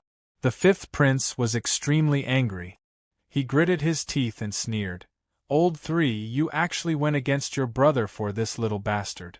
How can you be worthy of father's cultivation? Winner takes all. What qualifications do you have to criticize me? Even if you're not convinced, father will appoint me as the crown prince. Your good days are over. Now think about how to curry favor with me so that you can keep your family business." "Ha ha, what a joke." The 3rd prince looked up to the sky and laughed, full of disdain. "Father hasn't announced the edict yet, and you really think of yourself as the crown prince? You're so despicable and arrogant. You don't care about the laws of the kingdom of God and the face of the royal family. What qualifications do you have to be the crown prince? Now, as the governor of the Imperial Guards, I'm going to arrest you, a villain who has no regard for the law, and let father decide your crime. After that, the third prince looked at the Sir Gods with a dignified gaze and shouted, "The Imperial Guards are on duty to arrest criminals. Whoever dares to disobey will be sentenced to death." The Sir Gods and experts under the fifth prince's command suddenly looked worried, hesitant and fearful. The Imperial Guards were the king's sword, representing the dignity of the king and the kingdom of God. The crowd was also worried. What if this matter was blown out of proportion and they really wanted to pursue the matter? They worked for the fifth prince for a reason and for benefit. No one wanted to implicate their entire family. The fifth prince saw the strange look on the crowd's face and quickly sneered. "Old three, don't you use the king's authority to intimidate others. The Imperial Guards are father's guards. You use them without permission to help Tianqing settle his personal grudge. This is a heinous crime. Moreover, this is not King City. What qualifications do you have to arrest people?" Hearing his words, the Sir Gods and experts were a little relieved and regained their confidence. The third prince frowned and wanted to argue a little more. Ji Tianqing had lost his patience, and a look of disappointment flashed across his eyes. Before the operation, the third prince was extremely angry and looked like he was going to start a massacre regardless of anything. I didn't expect that he was just putting on a show in front of me. Now that they are confronting the fifth prince, they seem to be quarreling fiercely and look like they are going to kill each other if they disagree. But in fact, these two princes are only quarreling and don't want to kill each other. Although the two princes acted very realistically, how could they fool Ji Tianqing? He could see that the two princes had scruples and didn't dare to kill each other. The Imperial Guards were the third prince's trump card. The Sir Gods and experts around them were probably the fifth prince's trump card too. Both of them didn't want to waste each other's strength here, in case the second prince took advantage of them. But how could this work? What Ji Tianqing wanted was to engage in a chaotic battle and start a massacre. Therefore, while the two princes were arguing, he secretly used his poison divine power and released 9 invisible poisons. Under his precise control, the 9 poisons quietly spread among the Sir Gods and experts. But the third prince and the Imperial Guards beside him weren't affected. After releasing the poisons, Ji Tianqing waved the Burial of Heaven and charged at the few Sir Gods not far away with a thunderous force. They were 8 low-level Sir Gods. They were all holding Kenshin weapons and were ready to attack. They hadn't received the fifth prince's order to attack and didn't dare to act without permission. They also didn't expect Ji Tianqing to suddenly attack. Sun-shattering sword. The Burial of Heaven waved the sword and instantly slashed out 18 5-colored sword beams. They carried more than 60 nomological powers and enveloped the 9 Sir Gods. Chapter 30-23. Bam! Bam! Bam! Bam! A series of muffled sounds exploded in the sky. The 9 lesser divine lords had no time to dodge and were sliced into several pieces by the sword light. Blood splattered and severed limbs flew everywhere. In the blink of an eye, 6 of the 9 lesser divine lords were killed by Ji Tianqing. The remaining 3 divine lords, whose godheads were still intact, flew out of their corpses in a panic and retreated into the distance. But the moment the 3 godheads appeared, Ji Tianqing swung his sword and sliced them into pieces. Kacha! Kacha! With a crisp shattering sound, the 3 godheads fell apart and scattered into dozens of pieces. The 9 lesser divine lords died on the spot. Both the 5th prince and the 3rd prince were stunned by the sudden change. The 2 of them didn't expect Ji Tianqing to be so hot-tempered. He didn't care about the consequences at all and directly attacked. This guy was simply lawless. Seeing that Ji Tianqing did not stop, he brandished his sword and attacked the other divine lords. The 5th prince finally came to his senses and quickly ordered loudly, "Kill them! Kill him and chop him into pieces!" At this juncture, he could not care about the consequences. If he did not fight back, more of the divine lords under his command would be slaughtered by Ji Tianqing. After receiving the fifth prince's order, the 300 experts and experts shouted loudly and launched a siege with murderous intent. Kill! Kill Tianqing and His Highness will reward you handsomely.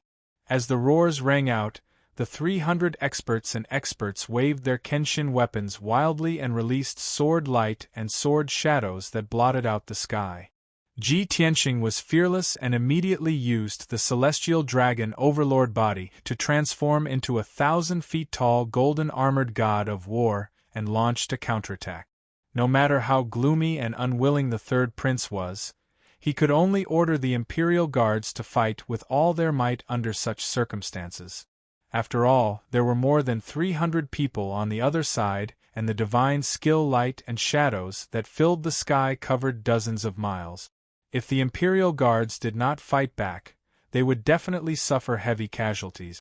Moreover, they were in the middle of the enemy's encirclement and had no way to escape.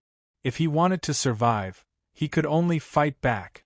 In the next moment, the divine abilities and secret techniques used by both sides collided fiercely in the sky, causing an earth-shattering explosion. Boom, boom, boom. Bang, bang, bang, bang. The deafening sound waves reverberated in the sky, spreading to a radius of 1,000 miles. Countless saber lights, sword shadows, and images of divine arts all shattered, exploding into billions of fragments of divine light. Violent and devastating shockwaves spread out in all directions. The ruined West Wind town immediately disappeared without a trace. Even the ground was dug hundreds of feet deep. In the first round of confrontation between the two sides, there were already severe casualties. Of the 300 enlightened masters under the fifth prince's command, dozens were killed, and more than 80 were seriously injured. Those people were either struck by the shock waves or by the remnants of the divine abilities. Otherwise, he would be blasted into smithereens, and even his godhead would be shattered. Either their bodies were destroyed, their godheads were severely damaged, and they fled into the distance on their last breaths. After all, a battlefield where over 100 divine lord powerhouses were killing each other was not something that they could participate in. Not to mention injuring the divine lord powerhouses, if they were caught in the flames of battle, they would become cannon fodder. In addition, of the 90 divine lords under the fifth prince, 8 of them were seriously injured and almost died. That was Ji Tianqing's doing. Seeing that the upper divine lords were protecting the fifth prince, he did not attack him, but turned to kill the lower divine lords. Because the difference in numbers between the two sides was too great, he had to eliminate the divine lords under the fifth prince's command as quickly as possible. As for the third prince and the many imperial guards, the casualties were not too bad. Needless to say, the third prince was basically safe. The other side's experts did not dare to kill him, lest they bear the crime of murdering the prince and be chased to the ends of the earth by the blood-fire divine country. Therefore, the experts under the fifth prince could only besiege Ji Tianqing and the imperial guards. However, Ji Tianqing was very powerful, and it was difficult to track him. As for the 60 imperial guards and the 2 commanders, they were all powerful and well-equipped elite. After the first round of battle, only 5 imperial guards were killed and 12 were injured. Both sides paused their attack. The 200 or so Empyrean gods under the fifth prince's command all fled in fear. The 2 upper divine lords covered the fifth prince and took the opportunity to retreat to the edge of the battlefield. This was the crown prince of the divine country, the future monarch. How could he stay in the middle of a chaotic battle? The other 3 upper divine lords quickly commanded the 80 lower divine lords to form a battle formation in the sky. The third prince also took the opportunity to command the imperial guards to change to another defensive battle formation. He did not hope to kill many people, only to reduce the number of casualties. These 50 or so imperial guards were his treasures. His heart would ache if any of them died. If more than half of them died, he would really want to cry, but no tears would come out. However, while the two sides were adjusting their battle formations, Ji Tianqing took the opportunity to stir up trouble again. He used the Dragon Elephant Divine Fist with his left hand and attacked the lower Divine Lords in the east. His right hand waved the Burial of Heaven sword and released hundreds of lightning sword lights that enveloped dozens of Divine Lords. Boom! Boom! Boom! The mountain-sized Dragon Elephant Divine Fist struck 6 lower Divine Lords with a loud bang. The 6 of them were smashed into meat paste, and their godheads were also severely damaged. They had lost the ability to fight and fled into the distance in a panic. The 30 or so Divine Lords were also killed by the hundreds of lightning sword lights and turned into a rain of blood and flesh. They did not even manage to protect their godheads and died on the spot. At the edge of the battlefield, the 5th prince saw this scene and was so angry that his eyes almost popped out of their sockets. "Damned beast! You will die a horrible death. Kill him! Everyone, surround him and kill him for this prince!" The 5th prince roared at the top of his lungs, his eyes red with anger. No one knew that the reason he was so angry was not because he was grieving for those experts who had died. It was because half of the Divine Lords and elite experts had been lent to him by that faction. If one more person died today, he would have to pay an even higher price to become the monarch in the future. That faction had not helped him for free.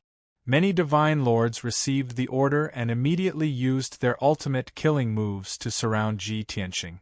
Hundreds of glowing saber lights and sword shadows, which blotted out the sun, fell from the sky and bombarded Ji Tianqing.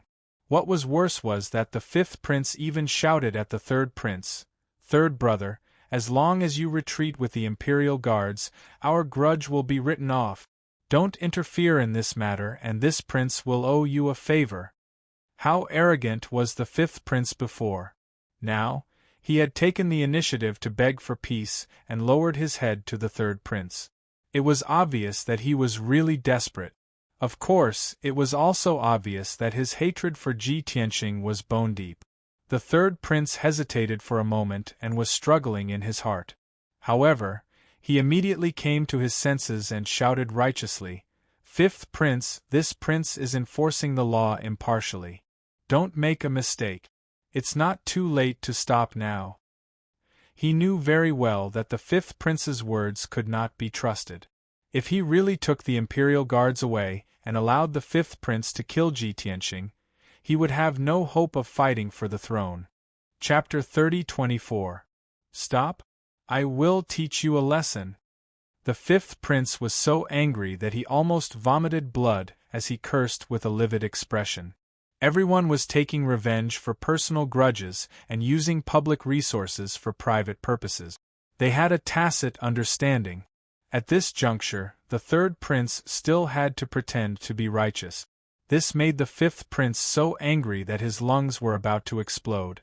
Seeing that the negotiation was not going to work, he could only order those Sir Gods to kill Ji Tianqing at all costs. Boom! Boom! Boom! Divine arts that blotted out the sky suddenly engulfed Ji Tianqing. However, most of the divine arts attacks were blocked by the Imperial Guard's battle formation. A small number of blade lights and sword shadows hit Ji Tianqing, but they were either neutralized by him or blocked by him.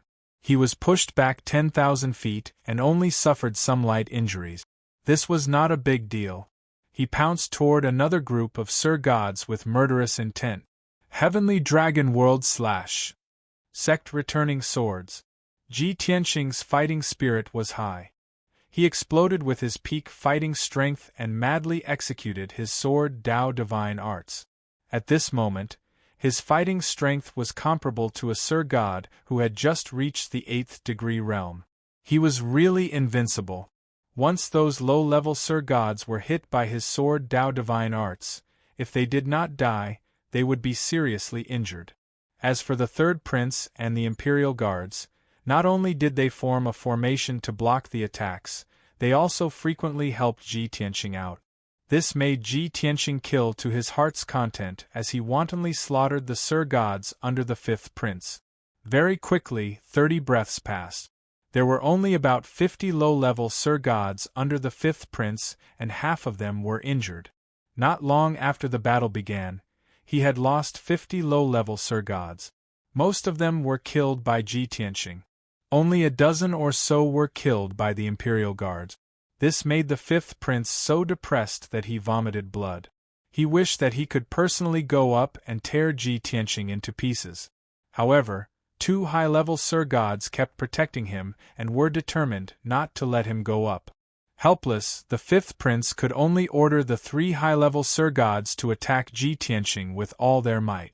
They had to hold him back and stop him from wantonly slaughtering. Upon receiving the order, the 3 high-level divine lords charged towards Ji Tianxing without a care in the world, joining forces to besiege him. The 3 of them cooperated with each other very well. Their methods were sinister and ruthless. They used all kinds of divine abilities and absolute arts at their fingertip. They were veteran Sir Gods who had gone through thousands of battles. No matter how strong Ji Tianxing was, being entangled by the 3 of them, he wouldn't be able to escape in a short time.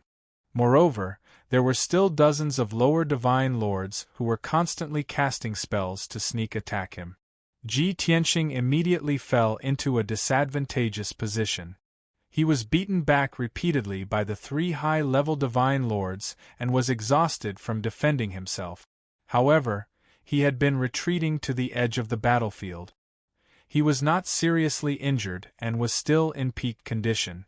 Seeing him getting closer and closer to the fifth prince finally realized that something was wrong. What does this little bastard want to do? Escape? No. Is he trying to assassinate me? The fifth prince suddenly guessed the answer. He narrowed his eyes and grinned. I am the crown prince. How dare he assassinate me? What a lawless person. At the same time, he sent a voice transmission to the 2 high-level divine lords beside him. Song Yan, Bai Zhu, take this opportunity to kill him. Song Yan was the black-robed, white-haired old man. He was the strongest of the 5 high-level divine lords. Bai Zhu was a middle-aged man who was as thin as a bamboo pole. His skin was as white as paper and he knew more than 20 evil divine abilities. These 2 were the fifth prince's most trusted aides. Therefore, they would rather not participate in the battle and stay close to the fifth prince to protect him.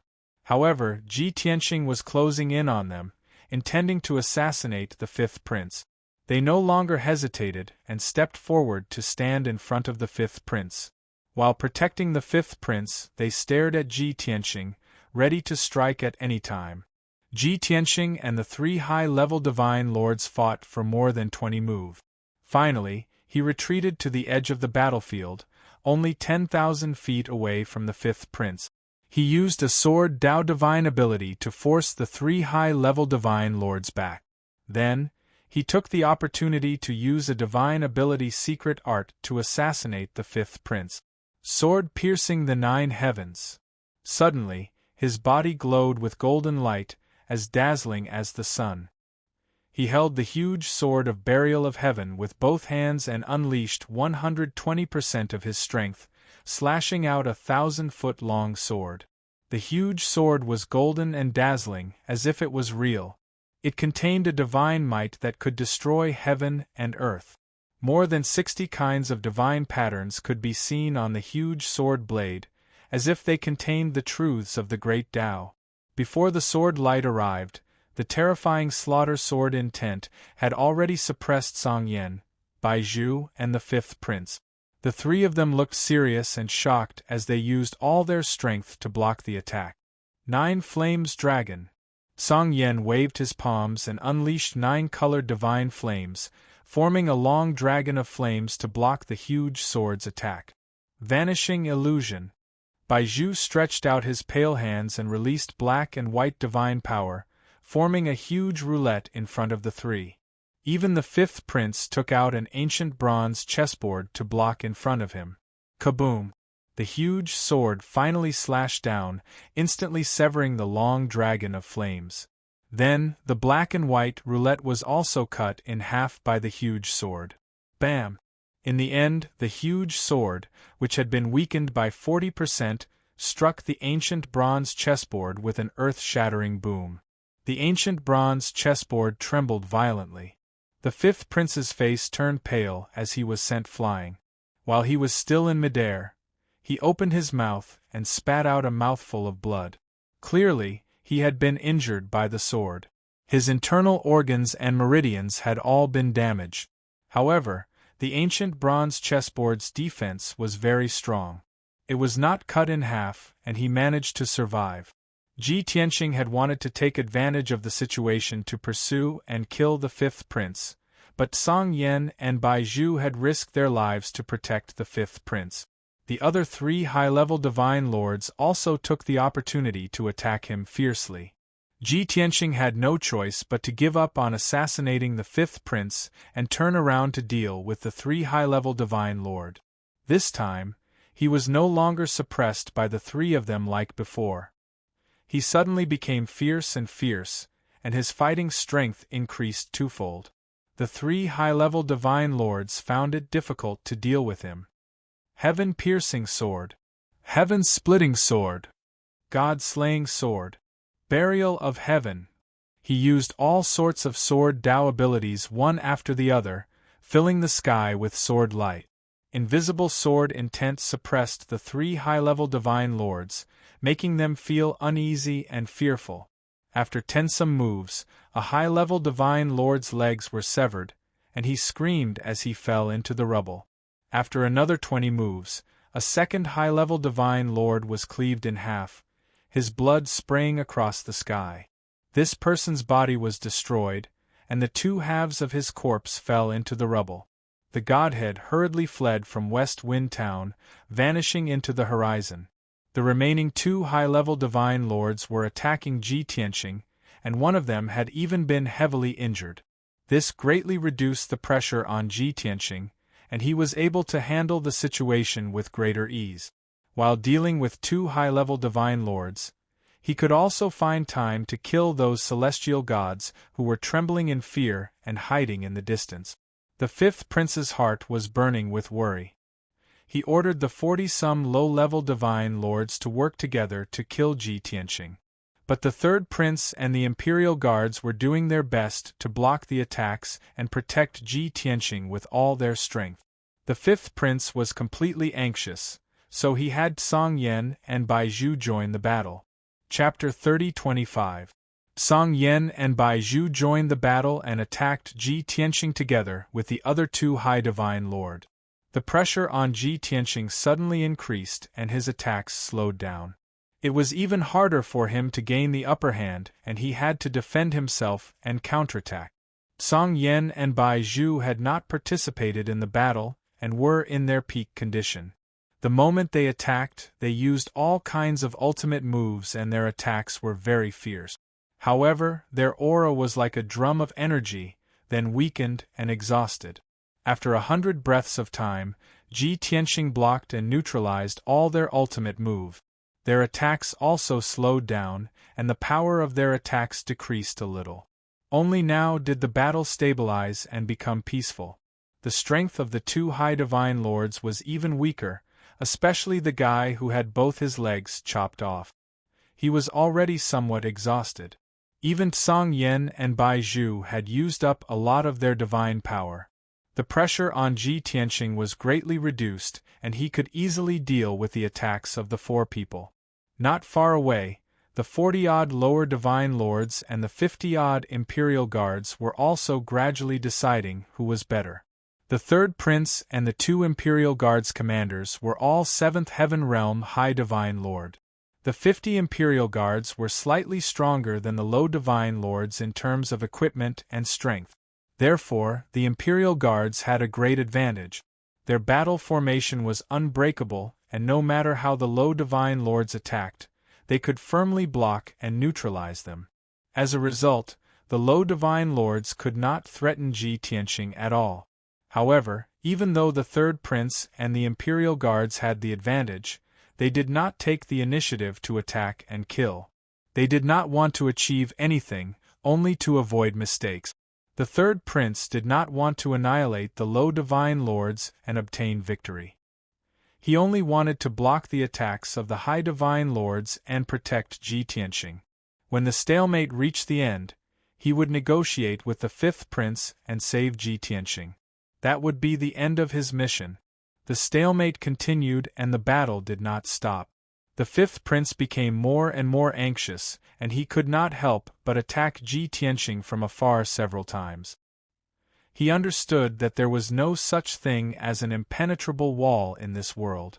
The fact that he had set up an ambush in West Wind Town and killed Ji Tianxing, there must be others who knew about it. If time dragged on for too long, it was inevitable that there would be variables. We can't go on like this.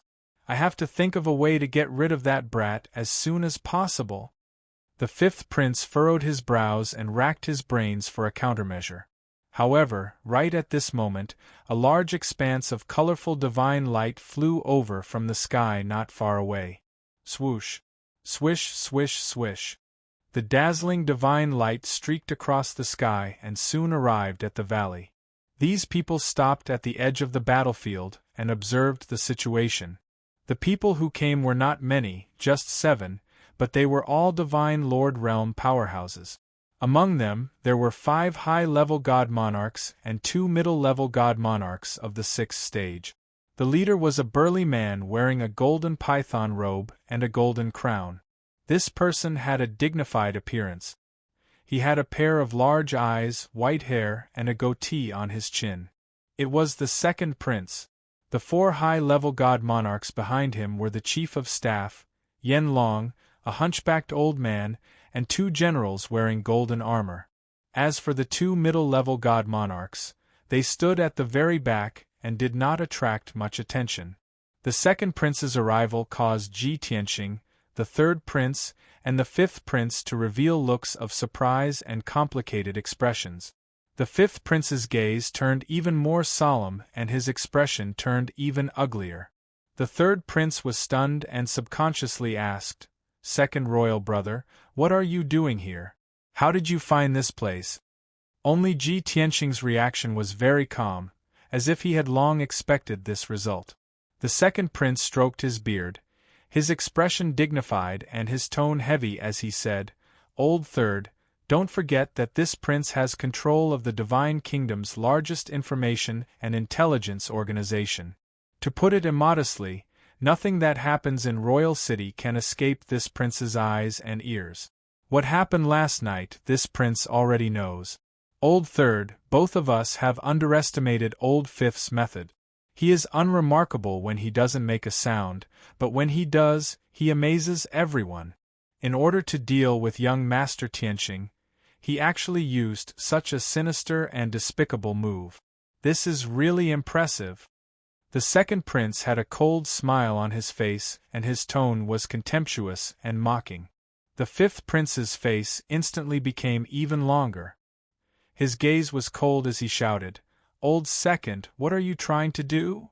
The third prince had brought the imperial guards to help Ji Tianxing and had already ruined his plan. Now that the second prince had also come to join in the fun, how could he not be angry? The second prince said with a smile, "Little fifth, young Master Tianxing is this prince's friend and his daughter is this prince's niece. Miss Wushuang is so smart and cute, this prince can't wait to dote on her. How can you do such a sinister and shameless thing? This is an insult to the ancestors of the royal family. This prince came today to rescue this prince's friend, young Master Tianxing, and this prince's little niece. If you dare to stop me, don't blame this prince for being impolite." Hearing this, the third prince sneered in his heart. The fifth prince was so angry that he gritted his teeth. "Second brother, you're the most shameless bastard of all. What relationship do you have with Tianxing? Everyone was well aware of this. Stop putting on an act here. You are just using this opportunity to target this prince." Since the truth had been exposed, the second prince was not angry. He smiled without changing his expression and said, "Yes, you guessed right, little fifth. But so what? This prince wants to take this opportunity to teach you a lesson and let you know that seniority is important. Don't be so complacent." After that, he stopped smiling and scolded sternly, "Little fifth, Let young Master Tianqing go immediately, and this prince will let bygones be bygones. The fifth prince did not expect that this second prince would openly fall out with him. He did not want to hide his embarrassment anymore. In his extreme anger, he sneered and said, "You want this prince to let him go? Dream on. What are you going to do?" The second prince stretched out his right hand and took out a magical sword embedded with 3 gems. He said with a murderous look, "Then this prince will have no choice but to snatch him. Furthermore, this bunch of lackeys of yours, none of them can think about leaving alive." When his voice faded, the second prince waved his sword and gave the order to attack. Those 6 divine lord powerhouses unsheathed their Kenshin weapons without hesitation and attacked the fifth prince's people. 4 high-level divine lords rushed toward those dozens of low-level divine lords, while the 2 middle-level divine lords massacred the celestial deity powerhouses around the battlefield. The moment the great battle started, divine light immediately exploded in the field. A loud noise shook the heavens. In less than 10 breaths of time, more than 30 of those celestial deity powerhouses were killed. The 100+ lucky survivors were horrified, hurriedly turning around and fleeing. This time, they ignored the third prince's orders and really fled at the last minute. They spread out and fled in all directions. Very soon, they left the valley and disappeared without a trace. Those 2 middle-level divine lords did not give chase either. They turned around and charged toward that group of low-level divine lords. The second prince did not make a move. He just stood in the air and gave orders. The 6 divine lords under his command were not as fearful as the imperial guards. They all charged and killed with unparalleled bravery. More than 40 low-level divine lords were immediately met with a calamity of annihilation. Large numbers of casualties appeared within a short time. Seeing this scene, the third prince was so angry that his lungs were about to explode. Chapter 30:26. When the second prince arrived at West Wind Town and sent experts to join the battle, the scales of victory had already tipped toward Ji Tianqing. The third prince had originally brought 300 heavenly gods with him. More than 100 of them had been killed, and the remaining 120 had fled without a trace. Only 40 or so lower divine lords and 4 higher divine lords were still bitterly holding on. The fierce battle continued for another 100 breaths of time.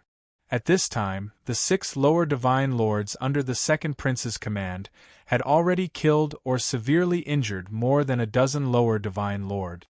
In addition, the third prince and the imperial guards continued to attack and suppress the remaining lower divine lords.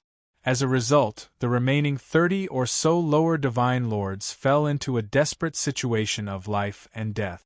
If the battle continued, they would all die. The fifth prince had expected this and was as worried as ants on a hot pan. Not long after, Ji Tianqing found an opportunity to hack the monarch god whose legs had been chopped off into pieces with his sword. This person was lucky enough to survive, but his godhead was severely injured and he fled the battlefield in a panic. Ji Tianqing wanted to chase after him, but Song Yan, Bai Zhu, and the other god lord hurriedly stopped him. It looked like the fifth prince's plan was about to fail. He could not help but swing his divine sword and personally attack Ji Tianqing. But at this moment something unexpected happened. The 30 or so lower divine lords had already expended a large amount of divine power, and many of them were severely injured. Their bodies were drenched in blood. Suddenly, someone's face turned pitch black and black blood spurted out of his orifices as he let out a shrill scream. There were also people who coughed up blood and fell to the ground, twitching and spasming. At first, only 3 people were in such a state. But soon, one lower divine lord after another's body turned black and blood spurted out of their orifices as they fell to the ground. This symptom spread like a virus and quickly spread through the crowd. Pfff, ugh, ah! All kinds of blood spurting, blood vomiting, and miserable screams erupted in the sky, rising and falling one after another. There was no need for the second prince or the third prince to do anything. The 30 or so lower divine lords quickly lost their ability to fight. Everyone fell into the ruins, howling miserably in pain. They rolled on the ground, and large amounts of blood flowed out of their bodies. This sudden and unexpected event caused everyone to stop fighting, and they revealed expressions of astonishment and bewilderment. Everyone's gazes were gathered on those lower divine lords, unable to make sense of the situation. Only Ji Tianxing took the opportunity to attack Song Yan, Bai Zhu, and the others. A cold sneer flashed across his eyes. It's been half an hour since the start of the battle, and the poison has only erupted now. It's really well hidden. Without a doubt, those lower divine lords were all poisoned. Previously, Ji Tianxing had opened the third floor of the divine pagoda and released the third prince and the many imperial guards. He had originally thought that everyone would fight to the death. However, the third prince was afraid of the fifth prince. He even argued with the fifth prince, dilly-dallying, and didn't want to fight. Thus, Ji Tianxing took the opportunity to release the 9 invisible poisons. In order to not alert the other party, he hid the poisons very well and spread them out silently. It wasn't just the lower divine lords. The 200 or so heavenly gods were also invisibly corroded by the poisons. However, the poisons had concealed themselves for a long time. After half an hour, the lower divine lords had exhausted more than half of their strength. Only then did the poison suddenly erupt. Although the poison had erupted a little late. However, its power was astonishingly terrifying. Once it erupted, there was no saving them. They would die without a doubt. Before long, those lower divine lords lying in the ruins, howling and rolling on the ground, had turned into pools of blood and died on the spot.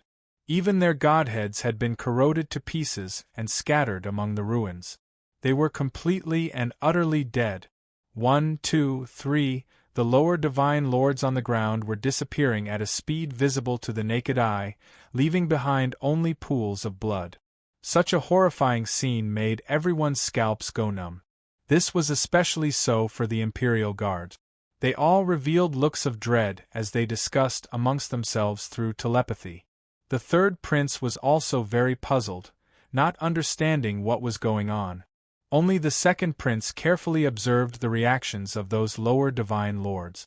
After frowning and pondering for a moment, he came to a realization. He suddenly understood the reason. Turning his head to look at Ji Tianxing, he gave him a deep look. His lips moved soundlessly, and he mouthed 2 words, "Impressive." No one knew when Ji Tianxing had poisoned them. Even those lower divine lords didn't know that they had been poisoned. This kind of invisible poisoning method that took lives indeed made people tremble with fear. The fifth prince was dumbfounded. Seeing the elite experts under his command rapidly decomposing into pools of blood, he was so furious that he almost exploded. At the same time, his heart was filled with fear. The result he didn't want to see the most had finally happened. It's poison. They've been poisoned. The fifth prince finally reacted, his voice hoarse as he roared. He watched as the last lower divine lord also turned into pools of blood amidst a miserable howl, completely dead. The fifth prince suddenly turned around, his eyes bloodshot as he glared at Ji Tianxing. He roared at the top of his lungs, "It's you! It's you, you bastard! You actually poisoned them!" At this moment, it was meaningless for him to say that Ji Tianxing was bloodthirsty, savage, and cruel. Previously, he himself had said that the winner was king, and the loser was a bandit. Everything depended on strength and method. His skills were inferior, and he had lost dozens of lower divine lords for nothing. It was not an unjust loss. However, he hadn't been able to kill Ji Tianxing and had even suffered such terrible losses. It could be said that he had completely collapsed. The remaining confidants under his command, as well as the experts that the faction had lent him, were practically all dead. Even if he became the crown prince in the future and ascended to the throne as monarch, he would still have to compensate for the huge losses. He would also be blackmailed into signing all sorts of humiliating agreements, betraying the interests of the royal family and the blood-flame divine kingdom. He would definitely become the most humiliated monarch. When he thought of this, his vision turned black and he felt the world spin. But this was just the beginning of a nightmare. Ji Tianqing stared at him, the corners of his mouth curled into a mocking sneer. He nodded and said, "That's right, I poisoned them before the battle began. Not only them, but those heavenly gods who escaped should also be dead by now. Oh right, there's also the 4 of you. The poison should have taken effect by now." As soon as he finished speaking, the expressions of Song Yan, Bai Zhu, the 5th prince, and the red-robed divine lord changed drastically. The 4 of them trembled, their eyes filled with deep fear. The 5th prince, in particular, suffered the greatest psychological blow. His blood was already flowing in the opposite direction, and his vision had turned black. When he heard this news, his internal organs immediately churned, and he vomited a mouthful of black blood. Pfff! An arrow of blood shot more than 10 feet into the air, drawing an arc in the sky and sprinkling on the red-robed divine lord. "Your Highness! Your Highness!" Song Yan, Bai Zhu, and the other 2 immediately let out anxious and concerned cries.